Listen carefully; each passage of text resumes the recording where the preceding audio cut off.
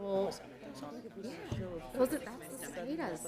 like There were so many of them. I by forgot cops where freaking Bobby's meat. everywhere, then you're like scared. Oh yeah. That's not the place to go. Who knows? I'd like to call to order the Middletown City Council meeting for Tuesday, April 20th, 2021. We can start with a moment of meditation followed by the Pledge of Allegiance.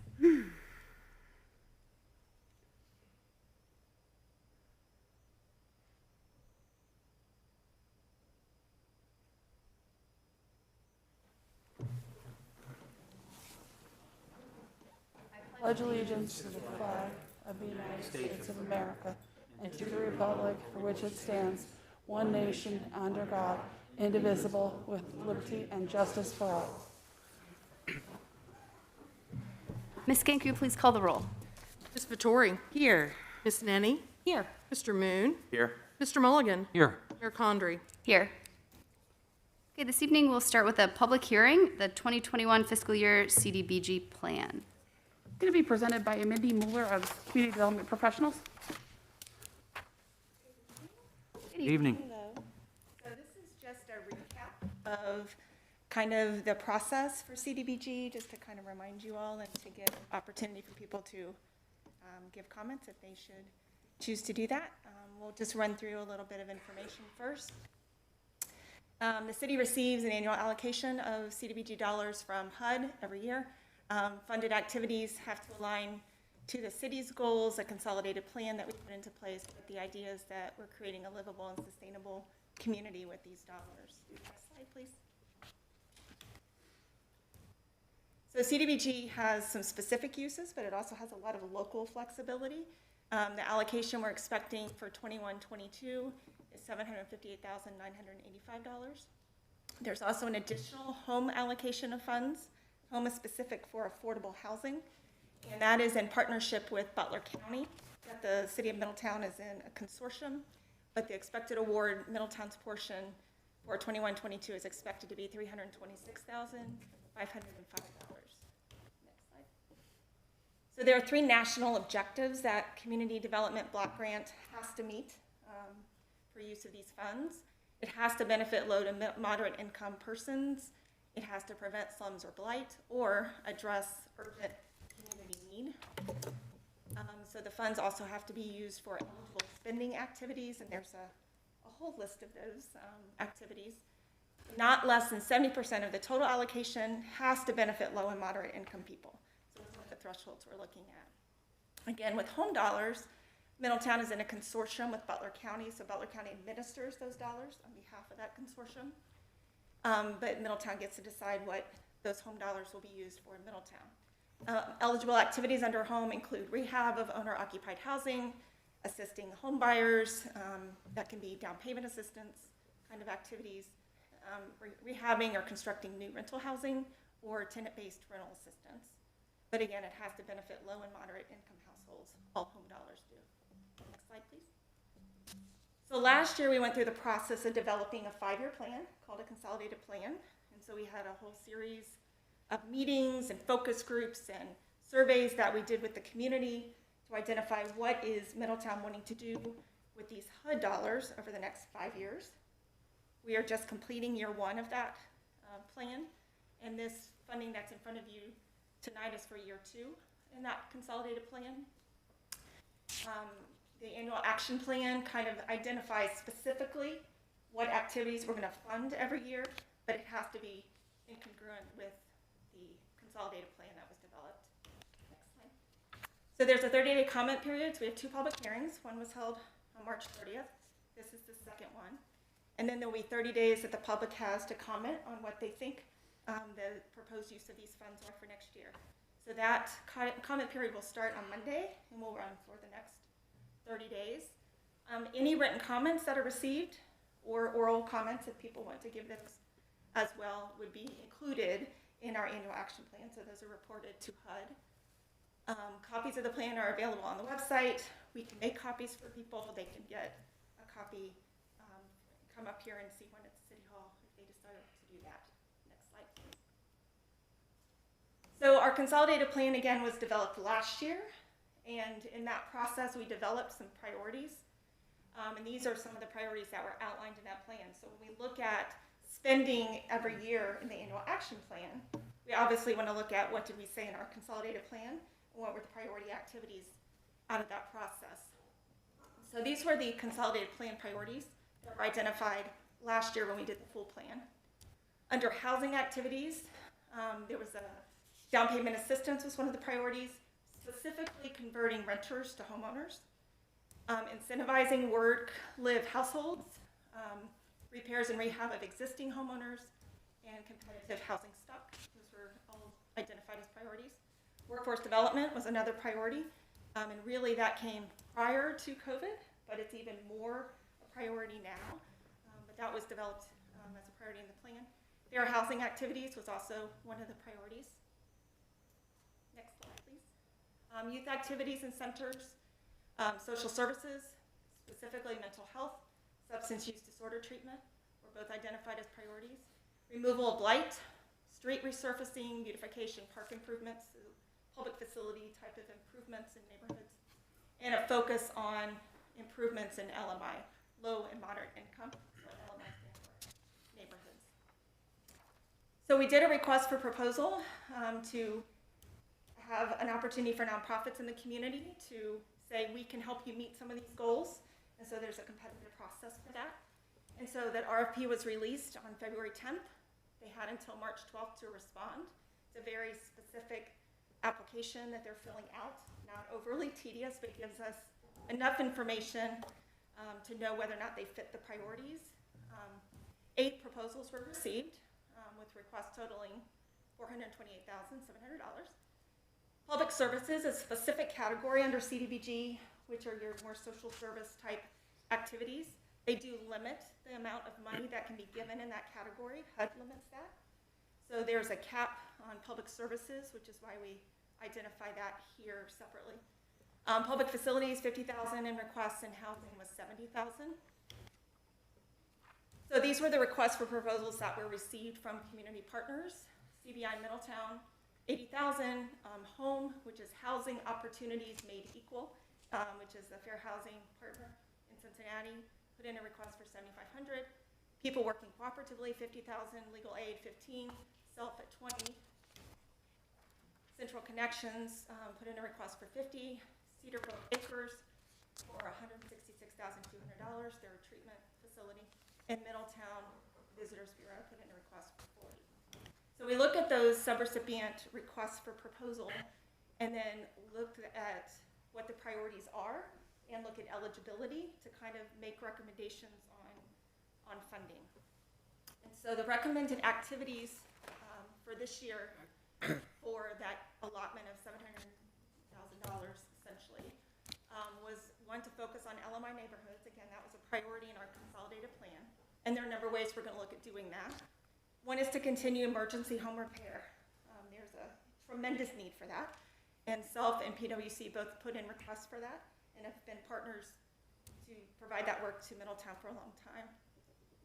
So we're recommending them at the requested amounts. Also, support for affordable housing will be another way that we would look at focusing on LMI neighborhoods. That's your home dollars. Community improvements, those are the beautification, street resurfacing, park improvements. It's also on the next slide, I believe. Is the biggest chunk of money. That's that $434,000. And that would likely be city departments doing some of that work to beautify those LMI neighborhoods. We need to define specifically what that chunk of money would go toward in that category. But it's any of these things that you see here could be included in that. Acquiring blighted properties, demoing blighted properties, incentives for building workforce housing, which I know has been a priority for community development. Incentives and subsidies to do infill construction could be one of the things under that. So that's where a lot of the funds are recommended to go. Next slide, please.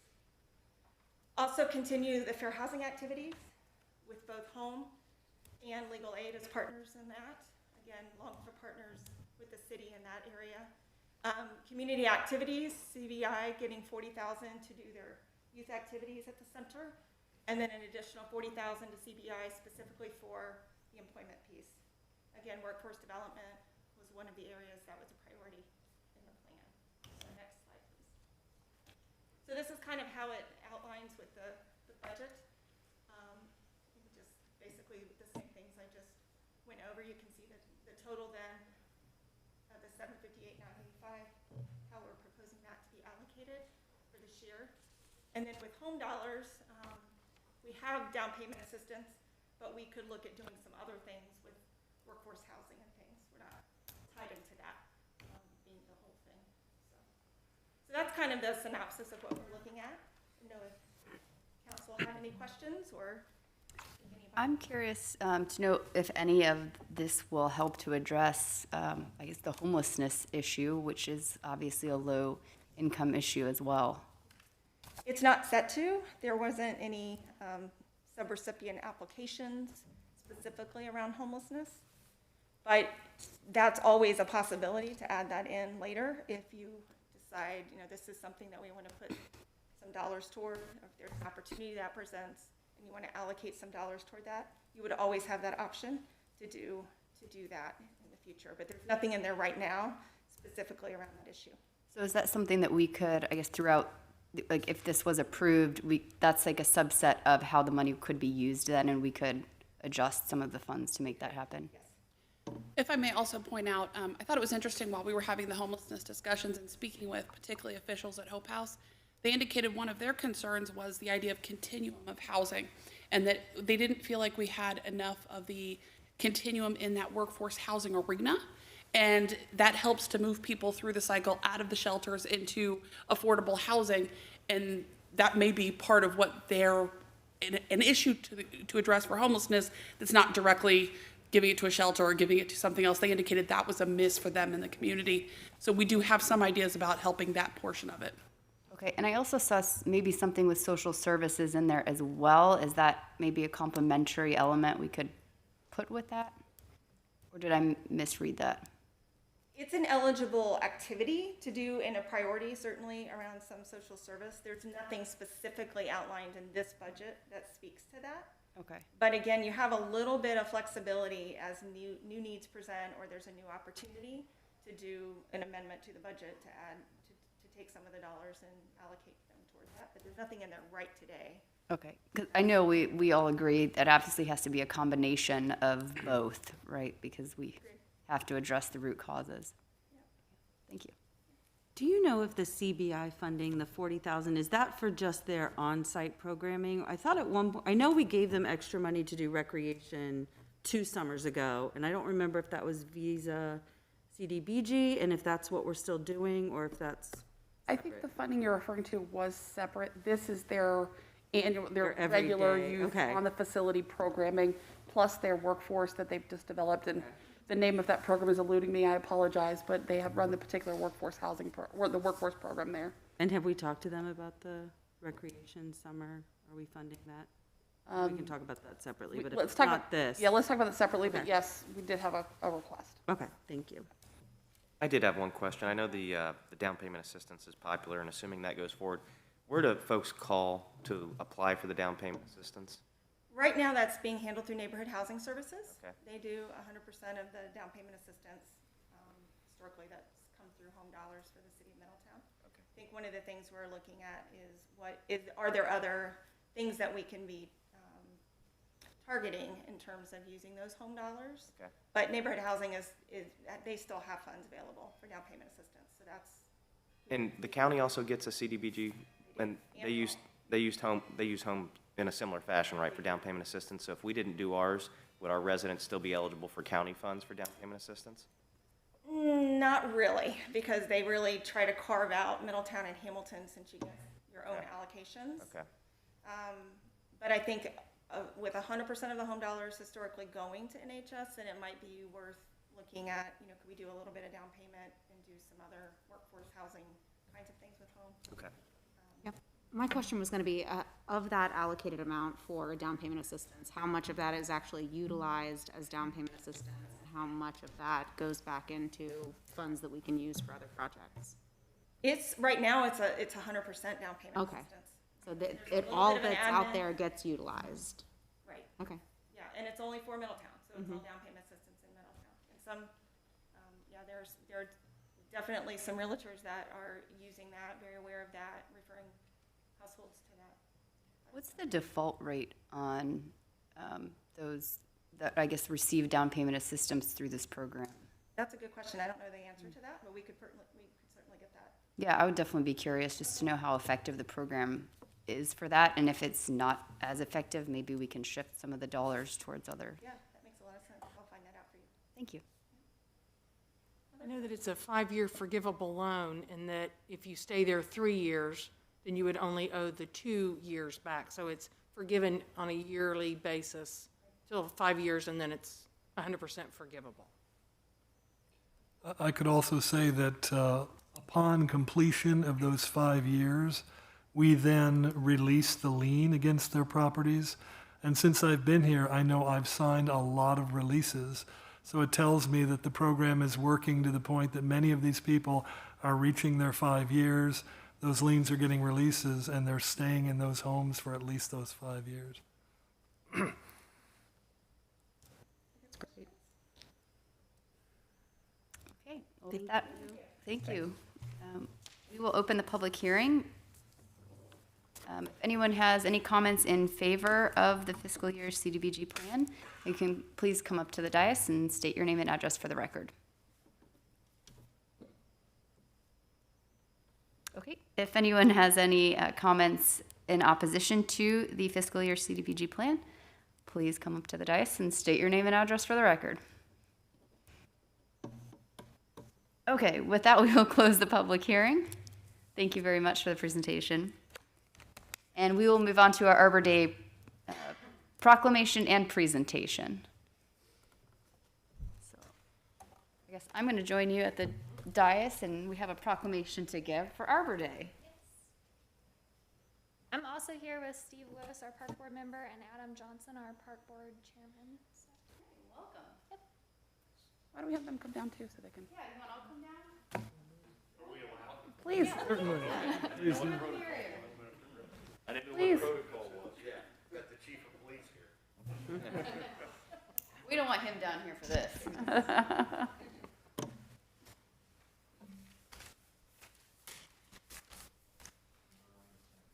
Wherever you want to stand and feel comfortable.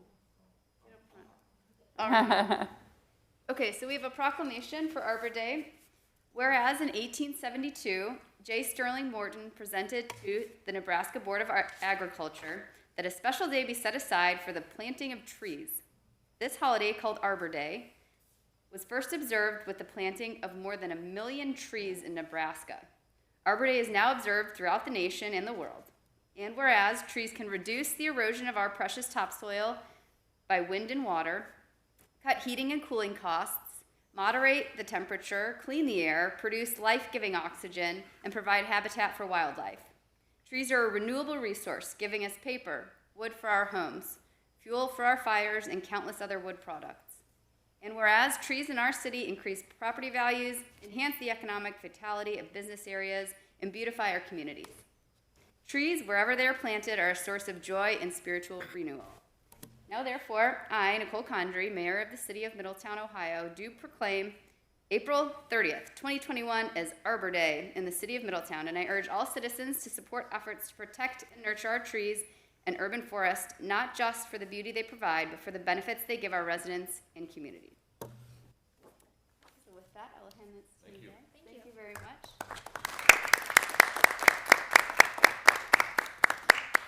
We're also here this evening to kind of give you guys an update a little bit about some of the happenings of Park Board. So Adam Johnson talk about tree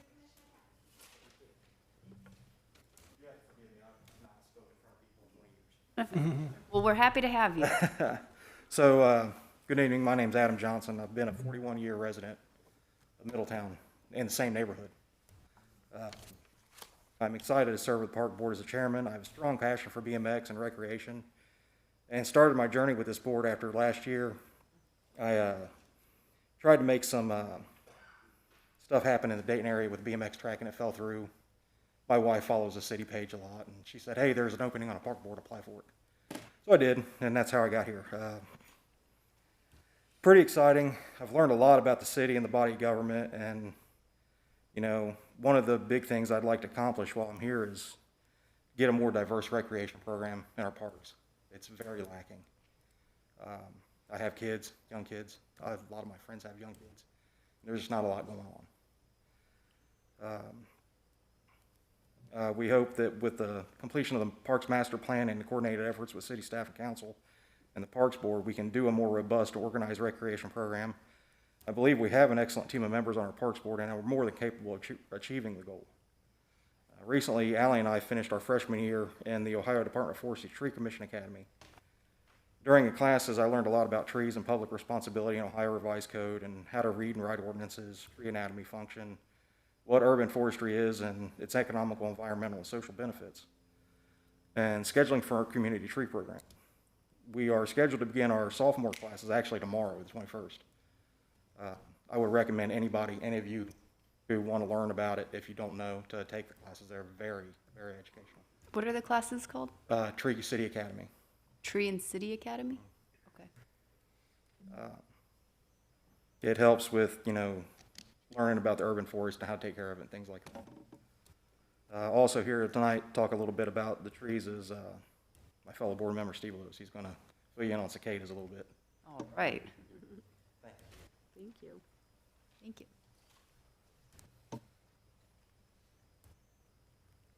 Boy, this is going to be exciting. It's about bugs. And you've not heard about them, right?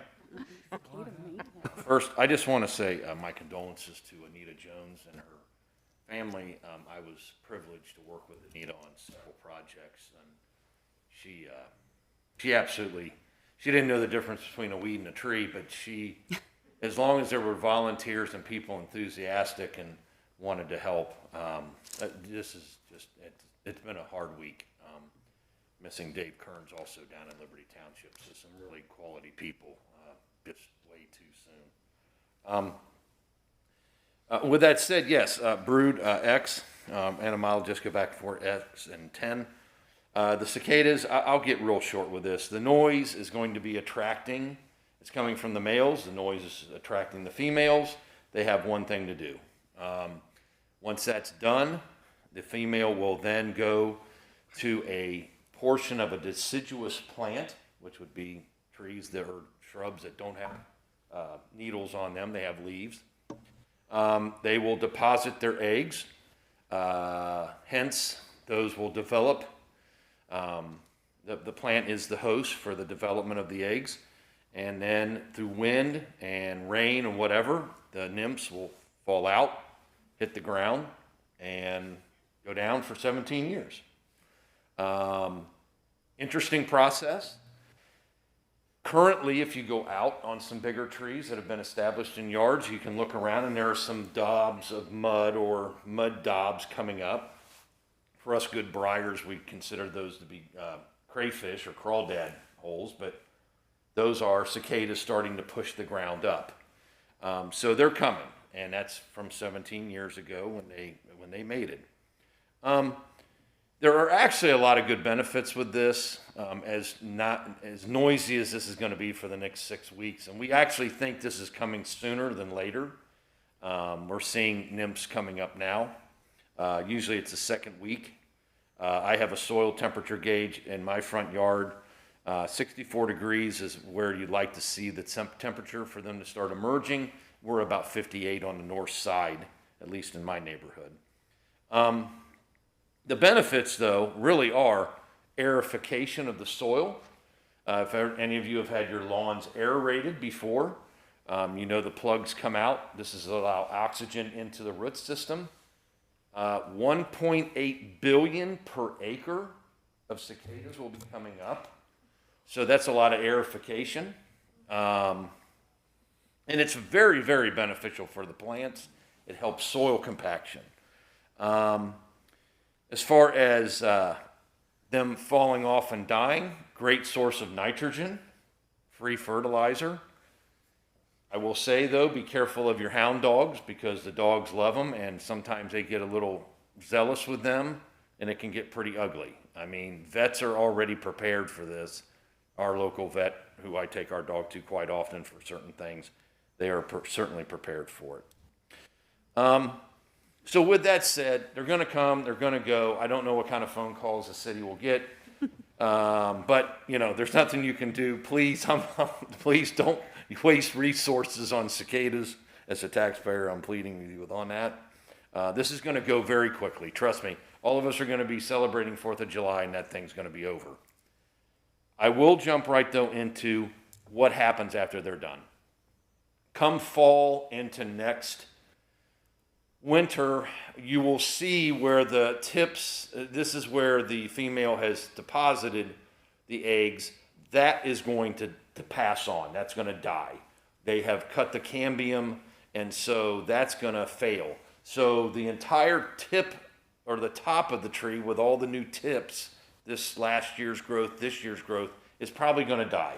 Wind, rain will eventually start to snap them. Leaves will kind of come out next year, then they'll fail. So it's a good business for arborists. You know, they're going to need to be dealt with, but it is a Mother Nature way of getting rid of things. Probably the one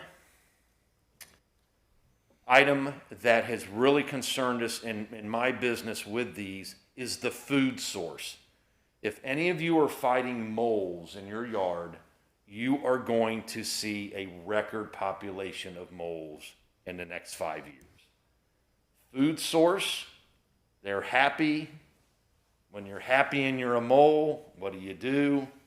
You make more moles. So the food source is going to be unbelievable. And again, another possible business for someone to get into, because I'm always looking for someone that wants to mess with moles. But it is going to be kind of a busy time in the next 4 or 5 years. But your dogs, the intermittent, or the most current problem will be your dogs, and you need to pay attention to them. Are you saying that the dogs will eat the cicadas? Yes. Problem? Okay. Not all of them. Not all species will. But that's the issue, is the consumption of said insects. And you know, it's kind of being a trainer, it's kind of a psychological thing. They like the crunch, you know, the noise, so it just kind of gets into them. With that said, things are going to go by fine. Like I said, 4th of July will be happy. I appreciate your time. I did want to kind of step into where Allie will finish off, and that is going to be our Earth Day event coming up this weekend. I want to say that I'm very proud. Jeff Michelle and I and Denise Hall back in 2008 started this program. It was to bring private business in with government business or a government entity. When Jeff and I kind of stepped aside and let the city kind of take things over, which was fine, we figured we were around $5.8 million in in-kind work from Duke, private tree companies, landscape companies that came in and literally helped us landscape parks. The enthusiasm was incredible, and we couldn't have done it without Jeff and Denise. It was a very grassroots program. It has worked out very well. And all it really is simply going over to your neighbor, introducing yourself, go pick up some trash, go get a cup of coffee, or go down to New Ales or Rolling Mill and go get a beer. We always promote Spoken as well. Just get together. There's not going to be a real combined spot for this just because of COVID. But that doesn't mean you can't help out and help at the town. Wintertime is always the worst for trash because it's been hidden for a while, certainly after February. Now it kind of shows. So, with all that said, I appreciate it. And Allie? I have a question about the cicadas. Is there any chance like 1 to 3 inches of snow might just knock them out? No. Okay. And I have a question about one of the activities that you guys usually do. Actually, my mom was asking about it. The painting of the stop signs, and maybe we can get a city perspective on that. Yes, Awesome. we're doing that, yeah, so if you have questions. She said it wasn't until I found out that there were people who volunteered to do that I realized how bad a lot of them looked. And she said, you know, that's the first thing I want to do in my neighborhood is get out and paint our stop sign. Well, not the stop sign, but the pole. Yeah. yeah, if she wants to sign up, we would really appreciate it. Anything Awesome. is awesome. So just in collaboration with all of the Arbor Day and cicadas and everything going on, we also earned our 14th year as Tree City USA and our 3rd Growth Award this year. City of Montgomery unfortunately canceled due to COVID the award ceremony that would normally happen. And I just wanted to throw out a little statistic from the U.S. Forest Service that every dollar spent on planting and caring for a community tree yields benefits that are 2 to 5 times more that investment. Benefits that include cleaner air, lower energy cost, improved water quality and stormwater control, and increased property values. I think that moving forward, we meet each of these 4 standards each year, and we plan on continuing that. By completing the Arbor Day proclamation today, we are doing that, and then with the observance of our Arbor Day Earth Day celebration, we also complete another standard. So without the support of residents, our local government leaders like yourselves, and numerous other city staff and volunteers, our forestry work and success would not be possible. So thank you. Have a good night. Thank you Very much. Okay, that brings us to our next presentation from Rinka, I believe, yes? If I may, just a brief note of introduction here. About 16 weeks ago, you all authorized us to partner with the Warren County Port Authority, as well as the owner of the Town Mall Galleria. And the goal was to produce a complete comprehensive redevelopment plan of the existing town mall. So our partners, Warren County Port Authority, are represented tonight here in the form of Martin Russell, who is the Assistant County Administrator and the Executive Director of the Port Authority, and he's here to view this presentation as well. George Rageb, the owner of the mall, who lives in California, was unable to be with us tonight, but he has worked very, very closely with the entire team on this throughout. So it has very much been a partnership effort between those various entities, and we had the able hands of the folks from Rinka. Tonight we have Steve Morales, Elliot Young, and Evan Crossman here from Rinka, and they're going to walk us through the process, the procedures, and the final result of that redevelopment plan. And we're pretty excited about it, so we can't wait to hear it, and we're going to let them do it.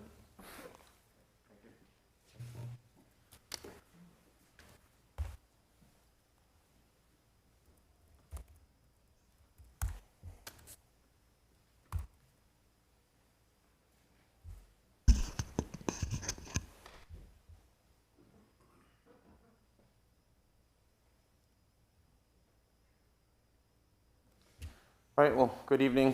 Thank you for having us, Mayor, and certainly all the council members here. Very excited to present the presentation that we've been working on here for a little while, as well as meeting with the local groups here, the city, certainly the county, and the local stakeholders. So I'm right here. I'll let Elliot introduce himself. Yeah, I'm Elliot Young, Vice President, Senior Architect with Rinka. And I'm Steve Morales, one of the partners at Rinka.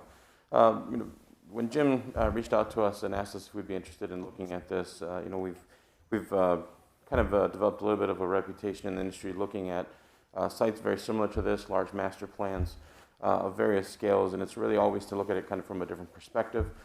Typically when plans like this get looked at, they're looked at more from a zoning perspective, which is a great way to do it. However, what we've done over the course of many years now is essentially take a little bit different approach and look at the experience level of planning of some of these sites. And so what I'd like to do is kind of take you through our process that we went through, as well as some of the results of that process, to kind of put together a plan that not only is kind of a big vision for what this could be, but also some real kind of hard facts as to how to make it work, which is always kind of the tipping point when certain municipalities go through this process. Sometimes the plans aren't executable. We kind of pride ourselves in making sure that they're very set up to do that, and certainly then let developers come in and take over, or with the cities help kind of move that development forward. So I'll jump right in here. Certainly we have a vision statement that we start off every project with. I will read this. I won't read every piece of text within this presentation. It's quite a bit, but I will say that the vision for the town mall redevelopment was and is to transform and maximize the activation of the mall into a regional community and entertainment destination. gathering areas, greenscapes, and mixed-use planning are all things that we're going to use to create a unique and vibrant destination for visitors and residents alike. So what we do along the way is we have a lot of these exercises we take stakeholders through and initially kind of start putting together these ideas of how to look at planning areas. And what we did here at the beginning was kind of start off with a couple of program ideas, understand that we wanted some sort of a community recreation piece to this, whether it's outdoor ice rinks, splash pads, and performance spaces, active outdoor amenities for the community, certainly possibility of a transit hub, and certainly potential for office space. And so some of the likes and dislikes of kind of those ideas are represented here in a couple different exercises. The first one in the top right corner is an experience mapping exercise, where we basically took several stakeholders and we said, what does it look like to come to a place that's really ideal for you, your family, your neighbors, and really kind of start mapping out what a day on a Saturday might look like, an evening after work, going to some sort of a sports recreational event in the area, coming here, shopping, dining, what you might do before and after. It really kind of mapped out a variety of ways that could kind of be presented in terms of programming. And when I say programming, it's kind of what are you going to do when you get here? Is it really just a shopping destination, which we've seen obviously along the way not really pan out. People really want places to go, do a little bit of shopping, but they also want to grab dinner. They want to do something for dessert. They want a place to hang out, spend some time, and it not feel like they're in a retail environment. And so that was really a focus of how we map out these experiences. Beyond that, we also did a large image survey, had over 200 images on the wall, and people got to go up and kind of say what they liked and disliked about a lot of these images. And we got to kind of the core of what wanted to be represented physically in kind of some of the design concepts that we came up with. What you see on the screen is a list of likes and dislikes, but really kind of understanding that there's a lot of commonality in what people were looking for. They're looking for things that felt very warm, inviting. People like green space, they want to be around it. Certainly things that were very family friendly, that felt very inclusive and very accessible to everybody from no matter where they came from, how they got there, and how long they would be there. All very important things to everything that we're looking at programming. So then those are some of the takeaways we took back and then started working through a variety of ideas on how to start approaching the development of the area. And some of the things that we do is we take all of that information and we get to these things called design drivers. And these really kind of become the rules of the game, if you will. So everything we do moving forward has to really kind of go back to these rules and say, this is our kind of way to, our checks and balances, if you will, of what we're trying to accomplish here. I'll read kind of just the major titles here. We're really trying to optimize an arrival experience, make sure that it feels like this is a destination that you can come to. We certainly want to provide a very walkable destination. Certainly repurposing as much of the existing structure as possible that made sense to keep the project very cost feasible. Some of these ideas can be big ideas, but if you don't have a pathway to make them truly achievable through the financial aspect of it, then it certainly doesn't always pan out like you'd like it to. Creating outdoor gathering spaces was huge to this, making sure that people had a variety of things to do when they got here. It wasn't just another version of a mall. And certainly creating a mixed-use neighborhood. And by that I mean having a variety of things to do, from things that required, that were kind of like the food and beverage aspect of it, entertainment destinations, and anything that would kind of be supported by that. And so what we do is we kind of always start at a very high level and work our way in. Obviously, I don't have to tell you about your town and where it's located, but there are some interesting ideas here from a travel time perspective. Certainly in the middle between Dayton and Cincinnati, there's a lot of kind of very easily accessible routes to your town. And so certainly as much of as a community asset this could be, it can also be a very regional draw. So then we also look at travel times in the area. This is kind of the local vicinity map that you see on the screen, just looking at different parts of the city and how long it would take you to get to the site, which is in yellow in the middle. Also understanding local transportation maps, understanding how people get to the site beyond just the traditional method which you might be used to, which is just your vehicle. There's certainly other forms of transportation to get here, both by mass transit or by walking or bike lanes or any other ways to kind of get to the site. We also look at kind of what's the local programming, if you will, because it's not a whole lot of, it doesn't make a whole lot of sense to just bring in a whole bunch of more program that you already have. Certainly variety and competition is good, but understanding where things are in your neighborhood and in the general vicinity is all very important as we look at what we get to kind of consider for programming. So then we start to kind of drill down into the site that we're looking at. What you see in the center here is the site in yellow. The major boundary, the one labeled site, is obviously the major mall properties. And then we were asked to look at a potential development parcel, which is in the northwest, which has access over to the 60 highway and to potential kind of connection points that might make sense for kind of the residential piece that we're looking at here. So moving forward, what we start with is obviously understanding the current environment. This is the current zoning map. The yellow as well as all the green is commercial district. We've got attached residential district nearby as well as some office district. There's a variety of uses here. The way zoning would have to work for a site like this would probably be some sort of a planned development moving forward, but certainly understanding what's around here kind of tells you what might be acceptable from a programming standpoint. So then what we also then do is start to drill down in terms of the uses directly adjacent to the site.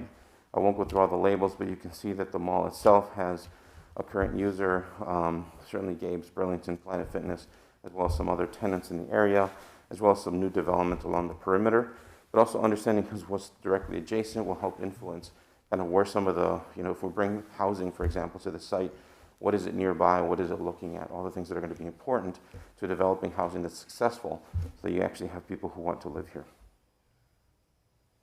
Some of the other things we look at is certainly access, making sure we understand how people are going to get in and out of the site, understanding traffic patterns, make sure there's not congestion that's being added to the site, certainly making it easy for people to get in and out, but certainly not any sort of thoroughfare either. So we look at a variety of different ways that people get to the site and get through it.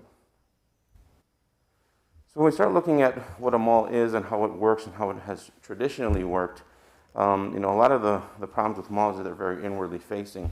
It's not as easy as just to take a mall and flip it inside out and make it an outdoor walking mall. They don't always work that way. You've seen a lot of, I'm sure, failed examples across other municipalities. What we like to do is kind of understand not only that that's an attractive feature to make it an outdoor mall, it has to be a purpose for doing that. There has to be additional layering of information and layering of programming. It's going to get people excited and want to be here to make it a true destination. So some of the things that we started looking at were kind of how the ring road works around the mall, how access works to the center of the site. You see the green line coming in. One of the major access points gets you right into the center of the space. And we also saw an opportunity to kind of start opening up how you get through the mall, rather than always, like a mall consideration, always kicks you to the outside of the mall and you drive around it. There's a way here to kind of bring people to the center, get people to the activity, obviously still have considerations for parking, but get people to where they want to be, rather than sending them all the way around and surrounding a mall with a lot of parking fields that nobody really likes to look at. So some of the ways we do that is when we look at a plan like this, it's important to kind of see the bigger picture. We do a little bit of a thing called a squint test. If you don't get the idea right away by just squinting at the image, it's probably not a big enough idea. And so what we like to do here is understand kind of what are the key points on the site that really make a whole lot of sense. Down at the bottom when you see Gateway Plaza is that first kind of node. As you're coming into the site, it's very important to feel like you've arrived at something and there'll be something substantial there. So that's something that we focused on as one of the design kind of ideas here. The other one is to get you through to the depth of the site. It's a pretty deep site. We wanted to create something of a kind of a bookend, if you will, called the North Plaza here. You'll see kind of how that'll start to organize the different ways to kind of open up the building and the spaces in between the buildings. And so when we do a squint test and we say, okay, how do we get those two ideas to kind of work together and things to work around it?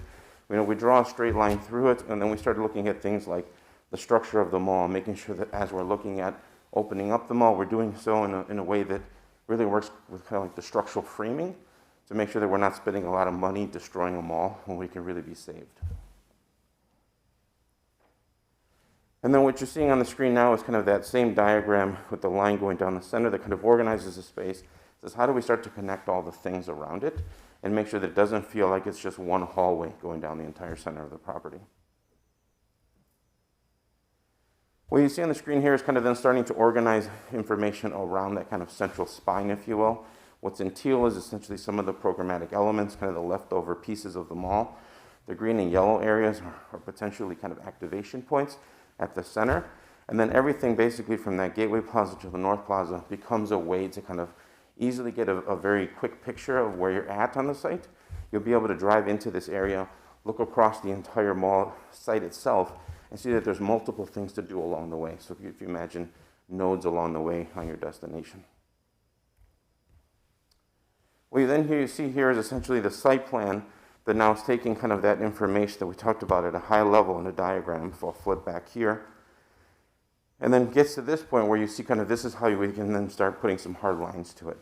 And so what you see here down at the bottom of that kind of gateway plaza we talked about is kind of a large area that has some programming around it that really kind of creates a gateway condition, an arrival point, if you will, a central spine leading up the center, arriving at a north plaza that then becomes the anchor for potential multifamily opportunities. The blue buildings in this diagram are multifamily buildings, and you'll see that a little bit better in some of the 3D images we have coming up. And then some of the other things we start to look at is how do we get some of that central programming to really feel kind of exciting and destinational, but still connect to some of those bigger pieces. So you'll see kind of we have an area that goes to the west, here to the left, through these teal areas, which those are kind of the mall pieces kind of opened up a little bit. There's still places for tenants to work, but then also opening up some potential things like a community ice center, as well as some other retail components that could really activate the space, get people to be there rather than just going to a typical mall experience. This is that same exact site plan, only rendered in color, so you can start to see we've got green spaces all throughout the entire development and concept. We've got them up front, we've got them in the center, and we also have them up in the multifamily area up towards that area towards the top. We've got an animation that I think will do a lot better explaining of what we're kind of showing here. I know that's a lot that I'm kind of throwing at you, but the animation typically makes it a little bit easier to kind of understand how everything works.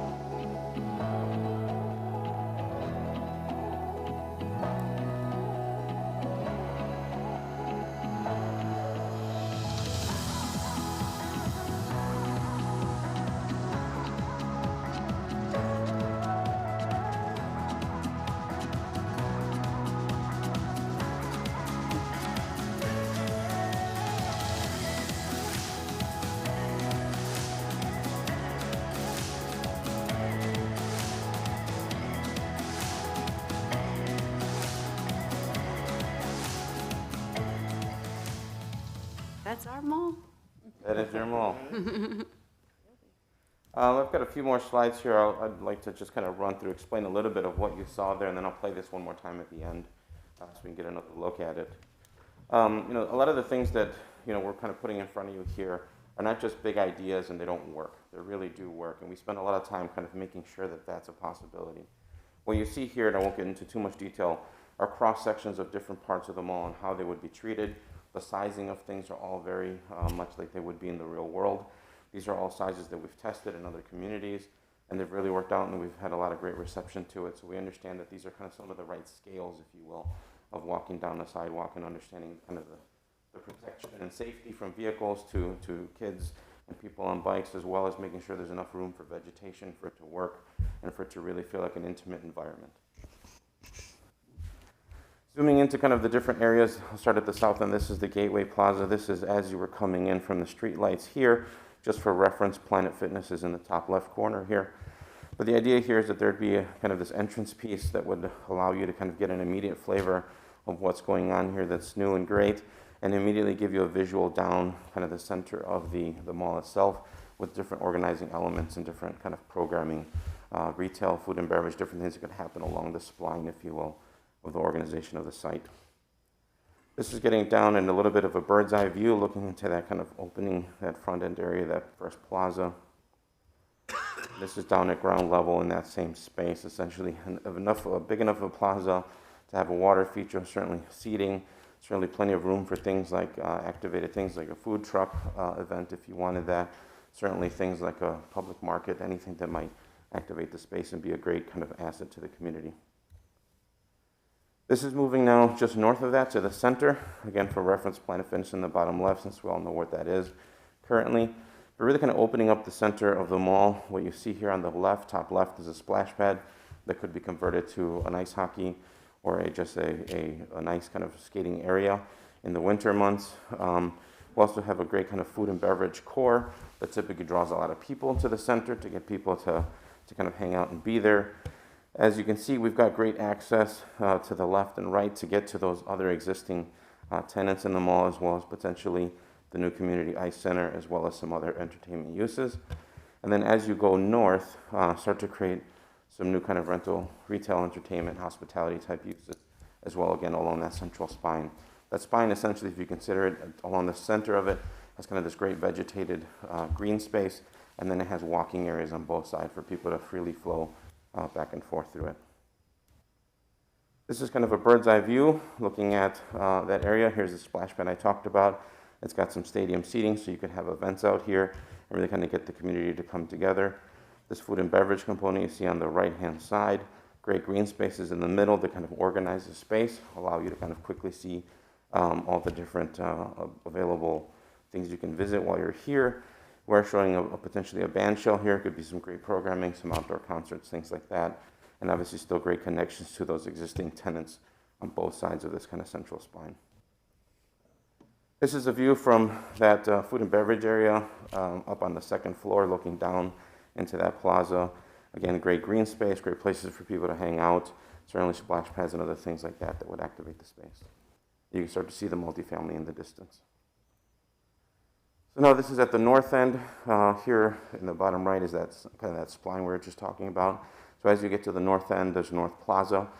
And then what we're starting to see here is the planning for some residential buildings, 2-, 3-, and 4-story buildings that essentially kind of create the bookend piece to that area at the south. What you see here in the existing land of the mall is just under 300 units. If we were to consider the land that was northwest, it adds about another 100 units of residential living. This is a bird's eye view of that kind of northern plaza. Again, green space, great area for the residents that would live here as well as visitors. You know, imagine things like, you know, Saturday morning yoga classes, certainly areas to walk your dog, outdoor seating, so especially with some of the restaurants that could be there, certainly providing enough space in between the retail and the livable areas, and certainly providing a kind of a good green buffer for people to enjoy and not feel like they're necessarily living within a retail complex. So again, it's about looking back at those experiences, making sure people actually want to be here. This is kind of at grade level, sitting at one of those cafes potentially. On the left-hand side, looking over to the right where that green space is, as well as some of that other multifamily.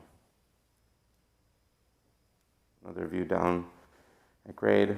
Nice, you know, good yoga class happening on a Saturday morning. And then this is an overall view now, way back at the south end. Again, just to orient yourself, this is the south plaza, the north plaza up here, and that spline that kind of connects it all. Above the images you saw on the way. And then this document that's kind of the boring stuff, but the very necessary stuff, is all of the data you see on the top right corner is actual data of how this works. Basically, every space has been accounted for. Every parking stall has been accounted for. This plan is buildable today. You could essentially go in and build it exactly as it is, and it would work.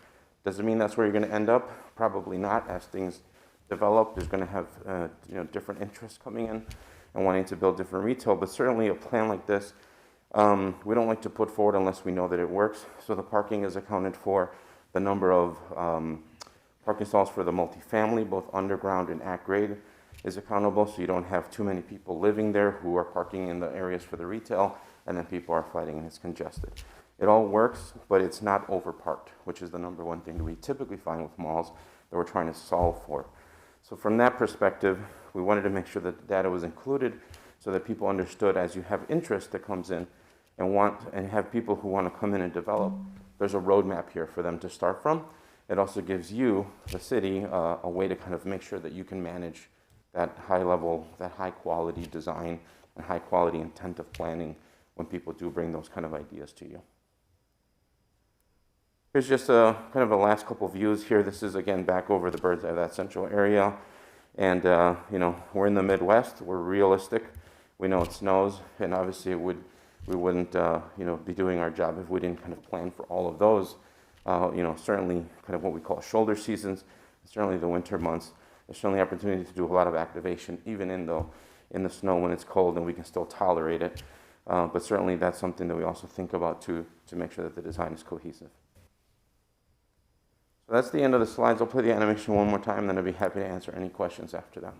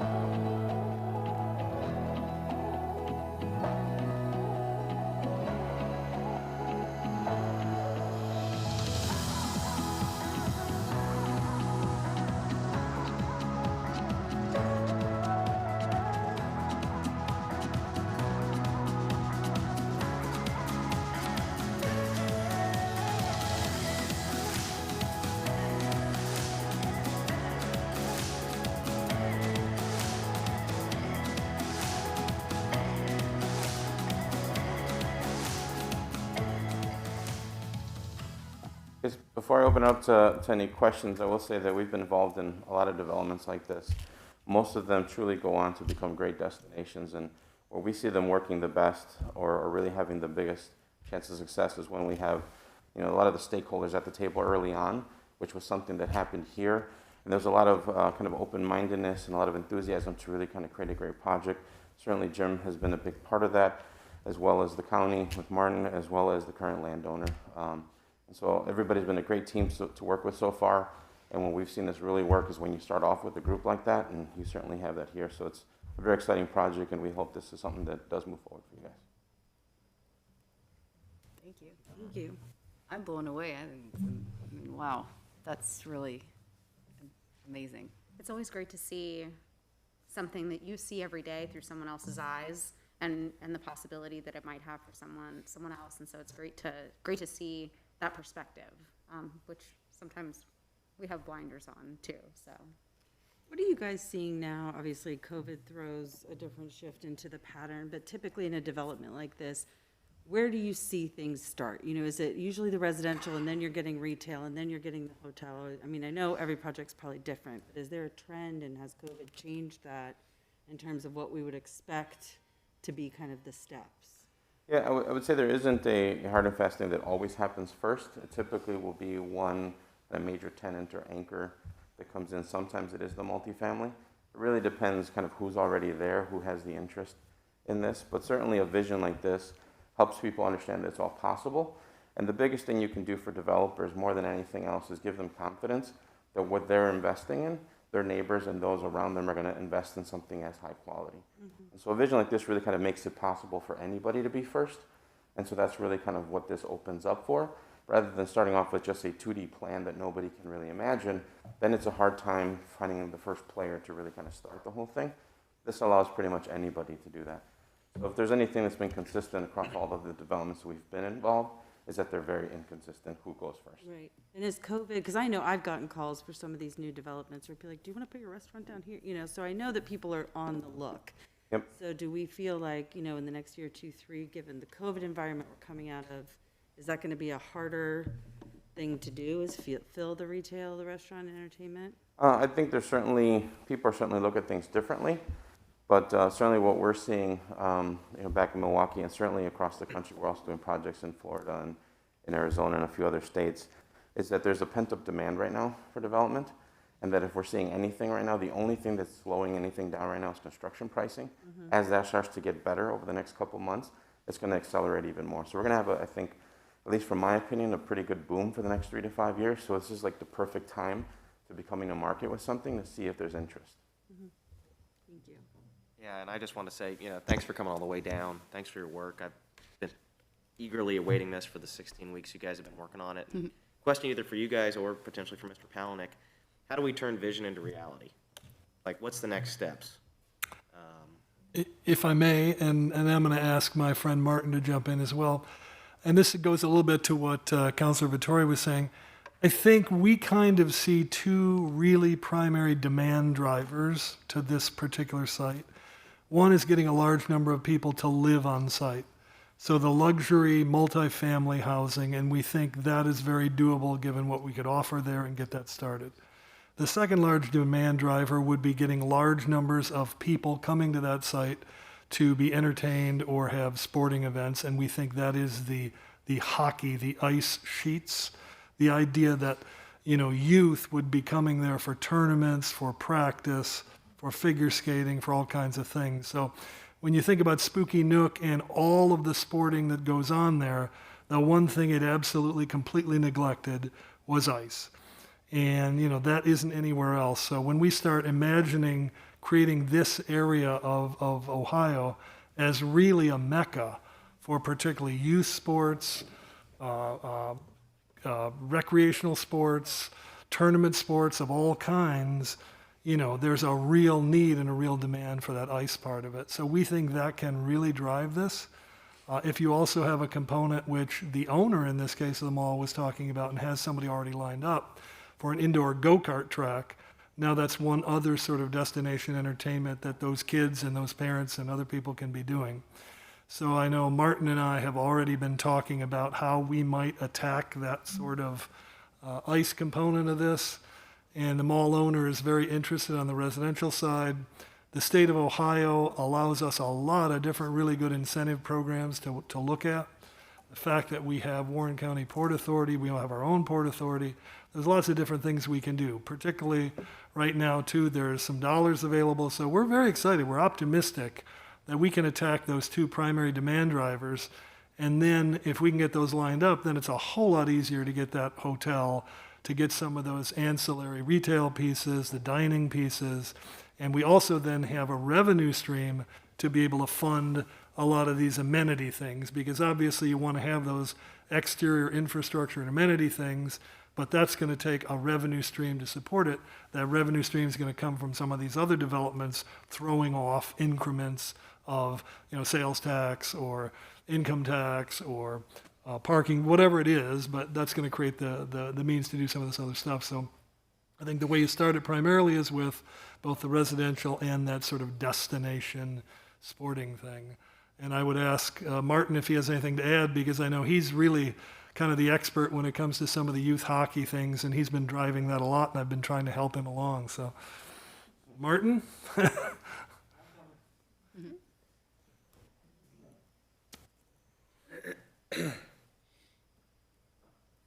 Obviously, these guys from Rinka, too, they understand the design of these things and what fits and what works and kind of how to do it, so they've really helped us in that regard.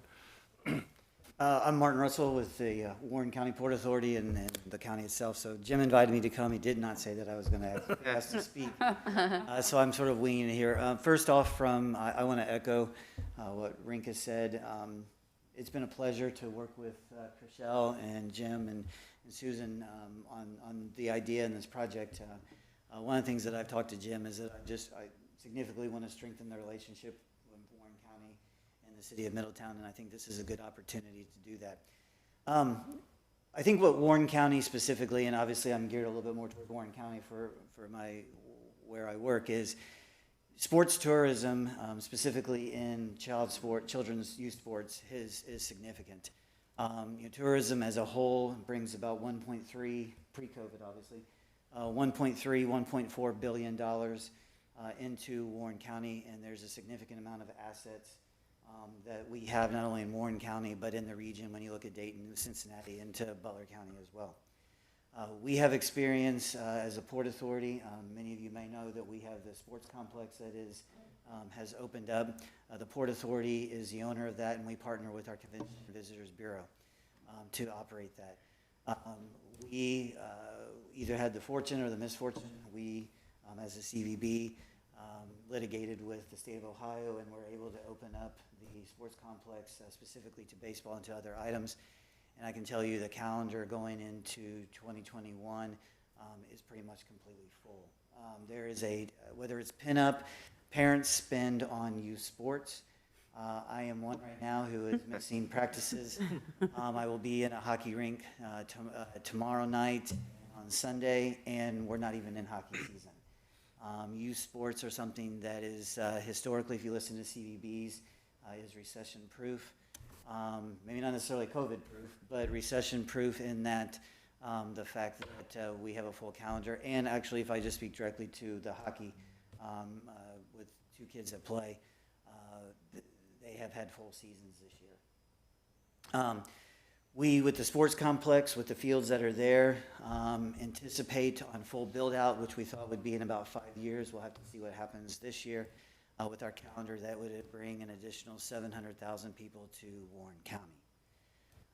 I'm not saying that we're going to bring 700,000 people here to this on these events, but if you have an activated site that has youth sports on a nightly basis, has the regional draw in Southwest Ohio to be the center location for youth ice sports, whether that be hockey, whether that be curling, whether that would be figure skating, and then other activation, things like box lacrosse and those types of things. When you take the ice down, or if you leave one up, take one down, you can draw other items.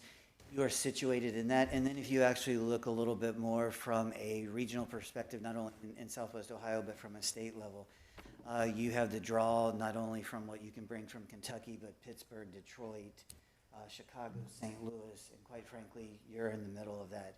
You're in that plus sign. You're that. So I think that's what Jim talks about a lot from an activation space. We've had a lot of conversations. We continue to have conversations with folks that are looking at this site, letting us know if we're right sizing, if we need to go a little bit bigger, what that would look like, what cost would be associated with that. I would tell you, in some of our conversations, you know, when I look at the Warren County CVB, and I'll tell you, I haven't worked a lot with the Butler County CVB or the Middletown CVB, but I sit on the Warren County CVB's board, and our CVB specifically knows how to target these types of events. When you come to an ice perspective, unfortunately, they've not had any assets, and they bring international items. You may have heard that. You know, we had in Warren County 2 years ago the Ultimate Frisbee, Ultimate International. We thought we'd get it back in 10 years. We're going to get it back in 2022 because actually it's a benefit of COVID because they can't, my understanding is they're having a very hard time in the European model in order to get over there, and they phoned and said, we want to come back. Let's take that to other sports. Why can't we have the Slovakian team playing the Czech team and U18 right here? That fills up that and brings people here on a consistent basis. Why not have every night 10-year-olds, 11-year-olds, 8-year-olds, high school players? You have just up the road the Dayton Stealth, where my son started, who just went out to Omaha, Nebraska for a 5-day tournament because they won the state championship and were playing with other states. They had teams from across the country in Omaha, Nebraska for 5 nights playing. Why not here? So those are the types of things that we're looking to sit there and see if we can and build. And then I think a lot of these, and I think, and Steve can correct me if I'm wrong, they all play off of each other. If you put one by itself, it might be somewhat successful, but the fact that, you know, for my high school player, he drives now, but if he wasn't driving, or last year when he wasn't driving, my wife and I would take him to this rink. I don't necessarily want to sit there for an hour and a half. I'd love to go over and have some dinner or have some drinks or go shop in a boutique. I need things to do. So that's why they play off of each other extremely well. And I hope I'm not stepping, but I think that's an agreement that that's what we want to sit there and see if we can be a partner with you all. and see if we can be of assistance, bringing the tools to the table to get this accomplished. Your success, being that this is in Warren County, benefits Warren County, but quite frankly, it builds up on why we in the region have things to do. And I'll tell you, as a parent that has traveled a lot over the Midwest and further at some of these tournaments, nobody seems to do a good job of once you get here, having you do things. I know the CVBs in this area will make sure that a family that comes to spend 3 days on a long weekend here is spending money elsewhere. We want beds and heads, and we want them to open up their wallets, and something like this, I think, can have that accomplished. Was that what this? That was magnificent. Thank you, Martin. Practicing and being ready to play that much. Well, that's my ad. I knew you could do that. That's my ad lib. Thank you. Great. Any questions that you might have of me? When you're talking about the hockey, how many sheets of ice are you even, has that even been a consideration yet, that part? That was in the exercise that Steve alluded to, where he basically said to me, take your county hat off, take your Port Authority hat, you're a dad. And what do you see in this space, and what do you need in this space? And what I've actually been on the boards of hockey associations and still, involved in certain perspectives. Probably at bare minimum, you probably want to have 2 sheets. And I think what they put on this screen allows for 2 sheets. 2 sheets allows you to be the hub of tournaments, in that you have the ability to control what gets fed into you or what you allow to go out. If you're a 1 sheet, then you kind of, you get what's left. Don't do that. If you look at, and there's been, from just a pure youth sports, there's been some contraction in the market with like the Gardens going down in Cincinnati and Hera, just because of older facilities that weren't necessarily maintained. So there's a demand for ice. Miami is a great example of a great place to have a hockey, but they are, by their nature and their creation, they need to serve the college-age student. So while there's a good program there, there's always going to be limitations on that.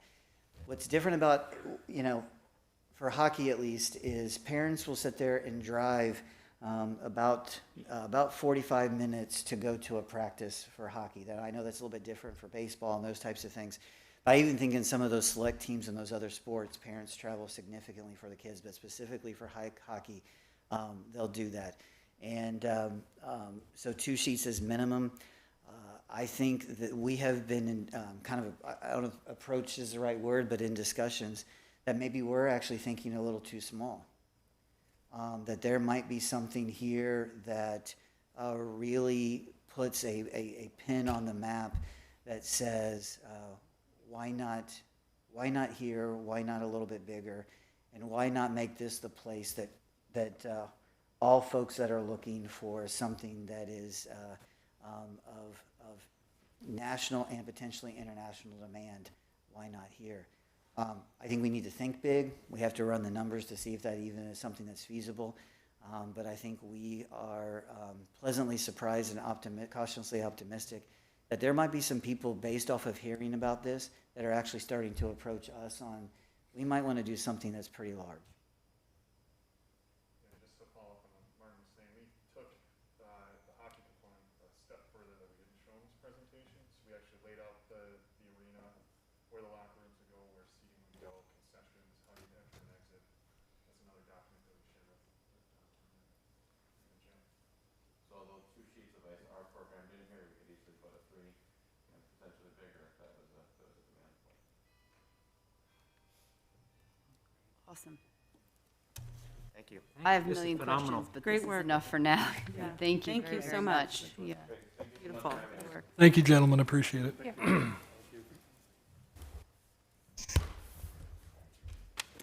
The next item on our agenda is citizen comments, but I can't believe we have any this evening.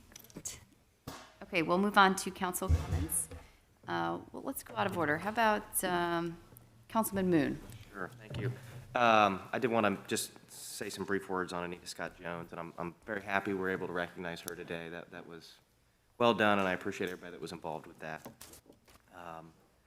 And, Anita's gone way too soon, as Mr. Lewis said, and she probably did more in her 21 years here than a lot of people do an entire lifetime. and she certainly left this community better for having been here. So personally, I'm gonna miss her. She was a friend, and every time I saw her, she was coming at me with a giant smile and her arms open wide, ready to give me a huge hug.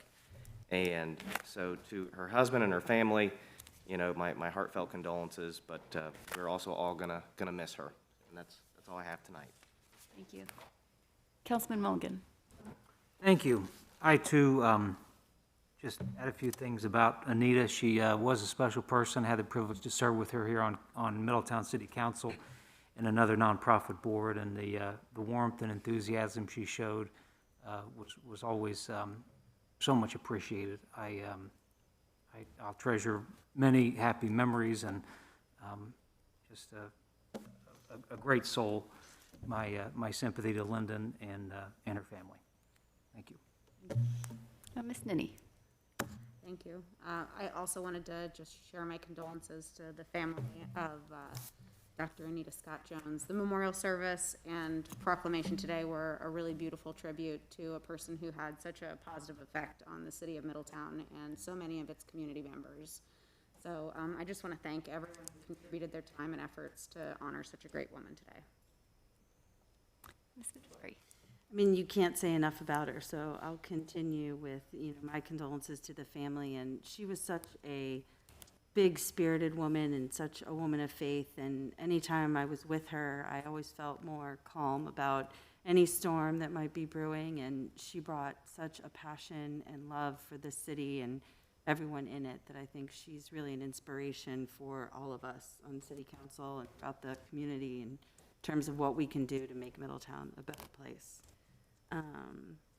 Going off of that, this weekend is Carapalooza, another wonderful person in our community gone way too soon. So we do have a whole bunch of events downtown, starting off with a 5K dog walk, because Carol loved dogs, at Smith Park this weekend. So that's in the morning, I believe, at 10 a.m. And then there's an after party at the White Dog Distillery and another party at the Windermere. So if you knew Kara at all, or even if you didn't, but you want to support that kind of spirit in our community, I encourage people to come out and join us. We also now on May 1st are doing our Sound the Alarm event, which is a partnership with the American Red Cross and our own fire department. So I've been working on that committee. That is to raise awareness about getting fire alarms in homes. I think we're working to have an event that starts at 11 a.m., I believe in the Swallens lot, where people can come and touch the truck and get some food. And then the fire department's gonna do a fun ride around town. They've got a route that they're working on to end up then, I think, in Douglas Park to do another round of food and information. So you'll be able to figure out how you can have the fire department come and actually install a fire alarm at your home, and other education, phone numbers, and things of that matter. So I encourage people May 1st to come out and do that. I'm going blind, it's so sad. Oh, but my pen wasn't working.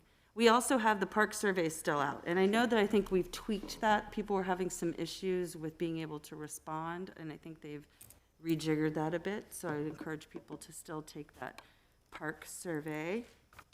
And I think that's everything on my list. Thank you. Thank you.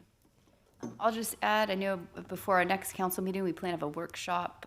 That is our next one, right? May the 4th, with the middle school leadership group from the community center. So the community is welcome. I think the topic that they chose was actually youth activities and programming at the community center. So it will be a good discussion and hopefully very worthwhile. And then they'll be joining us at the next council meeting in some fashion to help us run the meeting. So and that's all I have this evening. Mr. Palahniuk, City Manager Report. Yes, Madam Mayor, do have a couple items I wanted to mention. This Saturday, April 24th, from 10 o'clock until 2 o'clock, our Middletown Police are going to be hosting a prescription drug drop-off drive-through here at the city building. This is a free event for all Middletown residents to safely dispose of any prescription medications that they may want to get rid of. It's in combination with the DEA Drug Take Back Day. So again, Saturday, April 24th, 10 to 2. Also reiterate what Councilor Vittori was talking about. That's the Sound the Alarm event. And of course, the Middletown Fire Department is going to be very active in assisting the Red Cross. Saturday, May 8th, 9 to 3. We're kind of the signature city for sort of focusing on that Sound the Alarm campaign, the idea that we want to encourage any and all Middletown residents that need free working smoke alarms to please call the American Red Cross for an installation appointment. You can call 844-201-4509. Again, free working smoke alarms to those who need them in their household. Also, we had said that we would be getting back to all of you a memo from Development Services Director on the Oakland Historic District, sort of how we arrived there, some of the features of historic tax credits and what all that means. And I was a little late in getting that, but I did finally get that out to you very late this afternoon. So please look for that. It's fairly detailed, and if you have additional questions, please don't hesitate to get back to us on that. And that's everything that I have this evening. Thank you. Can I just clarify, the 8th is the installation day, but the 1st is actually an event that we're also hosting, just so people are clear. So if you want to just sign up, you can use this number, and on the 8th is when the fire department will be doing installs, but on the 1st, we're doing an awareness event, so we'd love to get people out for both the ride around and then at the parks as well. Thank you. Okay, let's move on to our consent agenda. Ms. King. Your consideration this evening with the approval of the city council minutes of February the 16th, 2021, to confirm the personnel appointments of Dustin Alcorn to the position of maintenance worker in the position of, in the Department of Public Works and Utilities Stormwater Maintenance Division, and Jennifer Lyons to the position of permit specialist in the Development Services Department. To receive and file an oath of office for Jamie Patterson, to receive and file the Board of Health minutes from March the 9th, 2021, to proclaim April Fair Housing Month, and to confirm the following board and commission appointments. To the Middletown Visitors Bureau, Kevin Kaminer and Michelle Cook.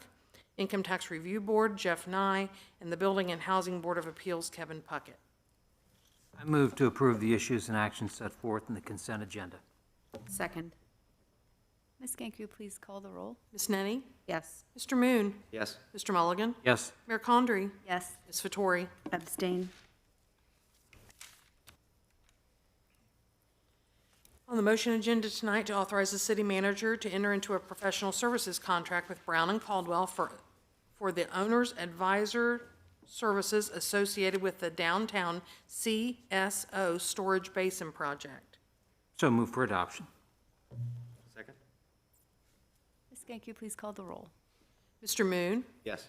Mr. Mulligan? Yes. Mayor Condrey? Yes. Ms. Nenny? Yes. Ms. Vettori? Yes. Item B is to authorize a purchase of a new Vector truck equipped with a hydro excavator for the sewer maintenance department. So move for adoption. Second? Ms. Ganku, please call the roll. Mr. Mulligan? Yes. Mayor Condrey? Yes. Ms. Vettori? Yes. Ms. Nenny? Yes. Mr. Moon? Yes. Great, that brings us to legislation. Ms. Cohen? Thank you very much. Before getting started this evening, we do have 4 matters that we're asking you to consider as an emergency. So I'd ask for a motion to waive charter requirements requiring 2 readings and 31 days of enactment for ordinance O 2021-29, resolution R 2021-17, ordinance O 2021-34, and resolution R 2021-18.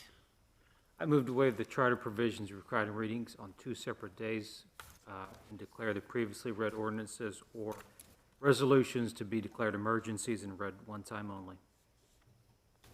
Second? Ms. Ganku, please call the roll.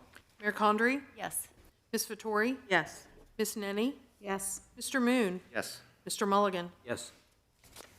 First matter for your consideration is ordinance O 2021-29, an ordinance authorizing the purchase of aviation fuel from Avfuel and declaring an emergency. I just want to note for the record, the slide is inaccurate at the moment. Sorry, Joe, didn't mean to cut you off. Oh, it sure is. Oh, my apologies. I mean, we can read it. I mean, we have that. I just want to make sure we're all on the same page. Yes, just to be very clear, we are discussing ordinance O 2021-29, authorizing the purchase of aviation fuel from Avfuel and declaring an emergency. It is listed correctly in the agenda. Okay, thank you. So move for adoption. Second. Any comments or questions from council? I'm sorry, with the mask, I didn't hear who seconded. I believe Oh, it was a tie. Okay, thank you. I'm sorry. I'll be glad when we get rid of these. Are there any comments or questions from council? Okay, Ms. Gank, will you please call the roll? Ms. Vettori? Yes. Ms. Nenny? Yes. Mr. Moon? Yes. Mr. Mulligan? Yes. Mayor Condrey? Yes. We're back on right. The next matter is ordinance O 2021-30, an ordinance establishing a procedure for and authorizing a contract with Aclara Technologies LLC for the purchase of replacement equipment for the automated meter reading system. So move for adoption. Second? Any comments or questions from council? Okay, Ms. Gank, will you please call the roll? Ms. Nenny? Yes. Mr. Moon? Yes. Mr. Mulligan? Yes. Mayor Condrey? Yes. Ms. Vettori? Yes. Third matter for your consideration this evening is ordinance O 2021-31, an ordinance authorizing a contract with Jacobs Engineering for the design of 2 backup generators and 1 elevated storage tank for the distribution of water. Here for a second reading. So move for adoption. Second? Any comments or questions? Ms. Gank, will you please call the roll? Mr. Moon? Yes. Mr. Mulligan? Yes. Mayor Condrey? Yes. Ms. Nenny? Yes. Ms. Vettori? Yes. Move on to number 4, which is ordinance O 2021-32, an ordinance authorizing a contract with Barrett Paving Materials Incorporated for the 2021 Local Street Improvement Program. Also here for a second reading. So move for adoption. Second? Any comments or questions? Okay, Ms. Gank, will you please call the roll? Mr. Mulligan? Yes. Mayor Condrey? Yes. Ms. Vettori? Yes. Ms. Nanny? Yes. Mr. Moon? Yes.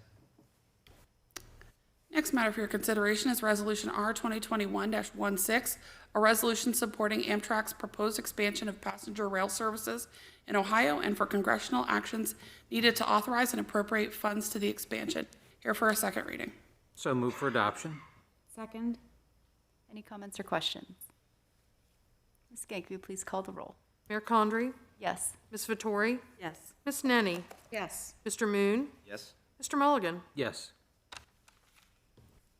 Item number 6 is ordinance O 2021-33, an ordinance adopting a general fund reserve policy. Here for a second reading. So move for adoption. Second? Any comments or questions? Ms. Gank, will you please call the roll? Ms. Vettori? Yes. Ms. Nenny? Yes. Mr. Moon? Yes. Mr. Mulligan? Yes. Mayor Condrey? Yes. Next matter is Resolution R 2021-17, a resolution authorizing a transfer of funds to the Middletown Port Authority and declaring an emergency. So move for adoption. Second. Mr. Palanick, would you like to comment on this one? Yes, Madam Mayor, members of City Council, in this particular item, we are, in a sense, moving the financial issues away from our former CIC and to the Port Authority, and in effect paying off the loans that originated the money for the various economic development projects. So specifically, the CIC has $742,883. The action here we're asking is to authorize the transfer of $120,000 out of the economic development budget currently for professional services, and then $400,000 in reserve from the Green Tree TIF, which we can do with those surplus funds. So that we're putting $520,000 along with the $742,883, so that in turn we will pay off the principal of $735,900, along with the interest of $74,304 to the various loans that were made to the CIC, as well as holding in reserve $450,000 for the Getz Tower project that still would be required through that loan. So then as a result, we would no longer have interest obligations and loaned funds, but rather city funds that have been given to the Port Authority that while they will earn interest from the loans that they make, they will no longer have to pay interest on the money that were first contributed. So cleaning it up, starting with a new day for the Port Authority, and eliminating the need to continue paying interest on the monies that were loaned. Any comments or questions from council on this? Just a comment that as a board member, I will be abstaining from the vote since it deals with financial matters. Ms. Gank, will you please call the roll? Ms. Nenny, Yes. Mr. Moon, Abstain? Mr. Mulligan, Yes. Mayor Condrey, Yes. Ms. Vettori. Yes. The next matter, number 8, is ordinance O 2021-34, an ordinance authorizing a contract with WSP USA to provide construction inspection services for the 2021-2022 street levy paving project and declaring an emergency. So move for adoption. Mr. Pelenick, do you have any comments on this? Yes, with regard to the actual pavement levee construction work, when we approved the overall budget last meeting, we had set aside $419,084.55 for all those things like inspection services, contract engineering, any lab services, et cetera, that went along with the actual pavement work. And this basically then is the first one of the expenditures that will fall under that amount of funding. This was specifically for construction inspection services for 21 and 22. We put out an RFQ. In this case, 9 separate firms responded. We shortlisted 3 of those, and then we selected WSP USA, and we're authorizing $150,000 from that. And then the actual billing they will provide will be on a unit price basis, and this would authorize up to $150,000 of those funds. Any comments or questions from council? I was quite impressed with their presentation. There was a lot of detail in there. Okay, Ms. Gank, will you please call the roll? Mr. Moon, Yes. Mr. Mulligan, Yes. Mayor Condrey, Yes. Ms. Nenny, Yes. Ms. Vettori. Yes. Next matter is Resolution R 2021-18, a resolution authorizing the city manager to enter into a settlement agreement with Manchester Hotel LLC and Snyder Building LLC and declaring an emergency. So move for adoption. Second. Mr. Pelenick? I see Yes. you'd like to comment on this one? I wish I didn't have to, but I think we're all familiar with the long and sordid history of the Manchester Hotel project. In fact, back in 2014, the city first entered into agreement with Mr. Grau and a development company that he had with the idea that he would be redeveloping the Manchester Hotel along with the Snyder Building as a boutique hotel and a small microbrewery. That never came to be. In recent years, we recognized, I think, that it was probably never going to happen under this particular developer because the financing just wasn't going to come together. And as those years went by, the building continued to deteriorate, which would have made it that much more difficult financially as well. So we came to the conclusion that we really needed to exercise the rescission clause that was in the contract. But in so doing, we obviously had to go through the courts. And when you do that, we got a judgment, but the judgment then requires to look at the amounts of money that were actually expended on behalf of the developer over time. And then if you can agree to what those numbers are in a reasonable manner, then you can settle the agreement and have the property rescinded back to the city. That's effectively where we are. We've reached a settlement on those agreed upon things that we believe ultimately a court would decide clearly they would get no matter what. We would end any further litigation. We would end any further need to pay attorney's fees. And in the process, for $161,824.60, we will get full, complete, clear title to the 4.3 acres of strategic downtown property that is encompassed by the Manchester Hotel and the Snyder Building. So if we approve that and pay that amount of money, we will then sort of end this saga and move on. Well, I'm sure we all have comments on this. Would anyone like to kick it off? I mean, I think there's a lot of misinformation, so I'm not sure how much we can clear up in this forum and how much people will pay attention. But, you know, the city, I know, since my tenure on council, did our best to support Mr. Grau. We worked with him on the tax credits. We did write the letters multiple times through his applications.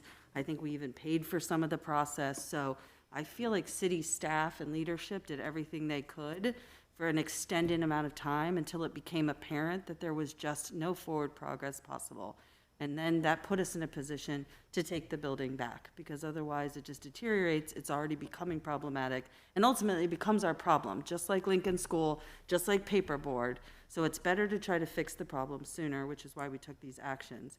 And then these actions have their own repercussions. He's allowed to litigate, we end up in the courts, and the courts put us in this position, which ultimately, nobody wants to spend this money, but it's probably the best money spent to end this situation and try and move forward. So I know that this is a near and dear project to so many people's hearts, myself included, but I just want to make sure the public understands really what the city has done to try and make this work and why we're in this position today.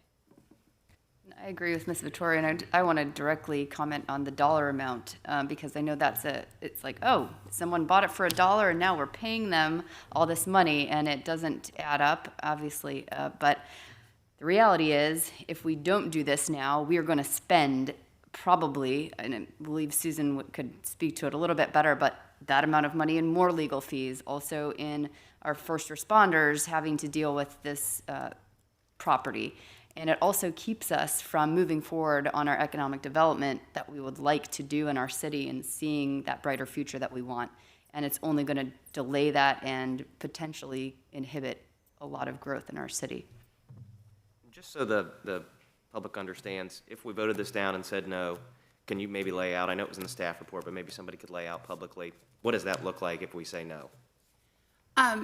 So the judge has entered an order that effectively says the contract is no longer exists. It's being granted rescission. Under Ohio, so we have to work under that court order to effectuate the rescission.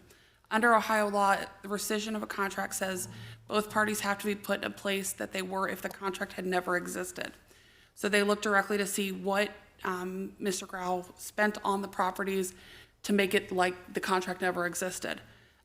If we choose not to enter into this settlement agreement, the court would set the matter for an evidentiary hearing where they would bring in witnesses and testimony, and the court would make a decision on what is required to make Mr. Grau whole. And then they would order that result. We fully anticipate that would be still require a payment on the city's behalf, and it could be significantly larger than this. Now, he had originally submitted numbers that were much higher than this. Or much higher than those were able I don't want to be go into brought back. much more detail with that because that can get involved in some of the settlement discussions that we really should not be discussing at this point. But just safe to say they were higher than this, and it was negotiated down to what our outside legal counsel as well as our internal legal counsel believe to be items that we are responsible for under Ohio law. This is not us choosing to make those payments, but the law sets out when a contract is under rescission, these are the eligible expenses, and we've gone through in significant detail to make sure we have hit the number we are comfortable that we would owe. So this isn't a purchase, this is kind of making him whole because of the rescission. This is the execution of the court order. Well, under that, having heard all that, thrilled to have the building back. I wish it wasn't under these circumstances, and certainly, the 161,000 is a difficult pill to swallow. But it sounds like of the two options, this is the better of the two to get it to be a viable site again that can be redeveloped. So I'll be supporting it. And having not been part of the council or city staff that got into this agreement with Grau in the first place, and only being here to make this decision, what I can add to that is that my hope is that our very strong staff and economic development department can now take this property and do something really positive for the city of Middletown with it. Mr. Mulligan, were you going to say something? Just add one final comment. It is regrettable. No one here on this board wants to spend this money, but it does bring some finality to the issue and gets us to the next chapter of that property and that location for redevelopment. even if the city had maintained the property since 2013 or 14, or whenever it purchased it from the Perry Thatcher estate, there would have been holding costs associated with it. So when we look at it from that way, we would have been investing some taxpayer dollars. But, you know, again, this brings us to the end of this chapter, and hopefully a promising future for that site later. Thank you. I like to look at this also as actually a positive in that in 2014, clearly this was not a good deal, but I think that our city was in a cultural place where we maybe weren't as positive and supportive of who we are as a city, and realized the value that we really have. And so I think we're in a much better position now where we are really proud, a lot more proud of our city and what we have to offer, and we are putting together deals that reflect that. And I think that's a really good positive trend. I also would like to state that I'm sure council would agree with me that as much as humanly possible, I would ask that we put legal agreements together that do have, that protect our city better than this one and have the best interests of the city in mind in the future. Okay, with that, Ms. Skank, will you please call the roll? Mr. Mulligan? Yes. Mayor Condrey? Yes. Ms. Vettori? Yes. Ms. Nenny? Yes. Mr. Moon? Yes. Next matter is ordinance O 2021-35, an ordinance creating the 2021 Growth Expansion Transformation Grant Program for small businesses and declaring an emergency. No action is requested until May 4th. Great, Mr. Pelenick. Yes, Madam Mayor, members of council. Economic Development Director Lyons has presented to you in the past much about the details of this program, the so-called Growth Expansion Transformation, or GET grants, a program for small business with a budget of $50,000 that in a sense would be eligible to be used either for rent assistance, building improvements, or upper floor residential rehab in increments of $1,000 to $6,000 each. Awardees would only be able to get reimbursement of these funds if they also paid at least that amount that they were getting reimbursed back.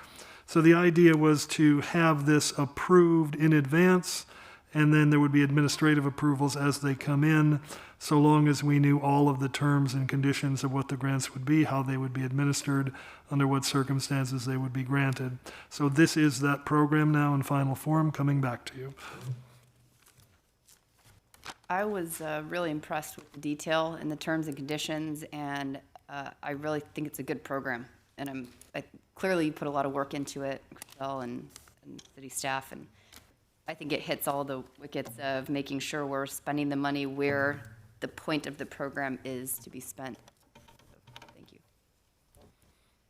And assuming we'll hopefully see a lot of these, will they individually come to council, or will we make one appropriation and then how will that work?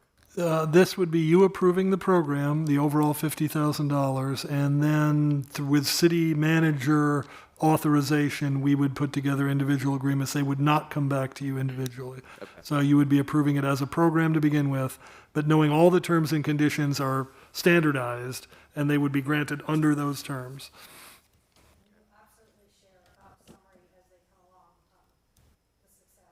Great. Thank you. I was going to ask that. Yeah, I definitely would like to hear about it. All of them, yeah. Mhm. I know these grants are available to people all throughout the city, not in any one district, not in any one place, but all throughout the city. Great.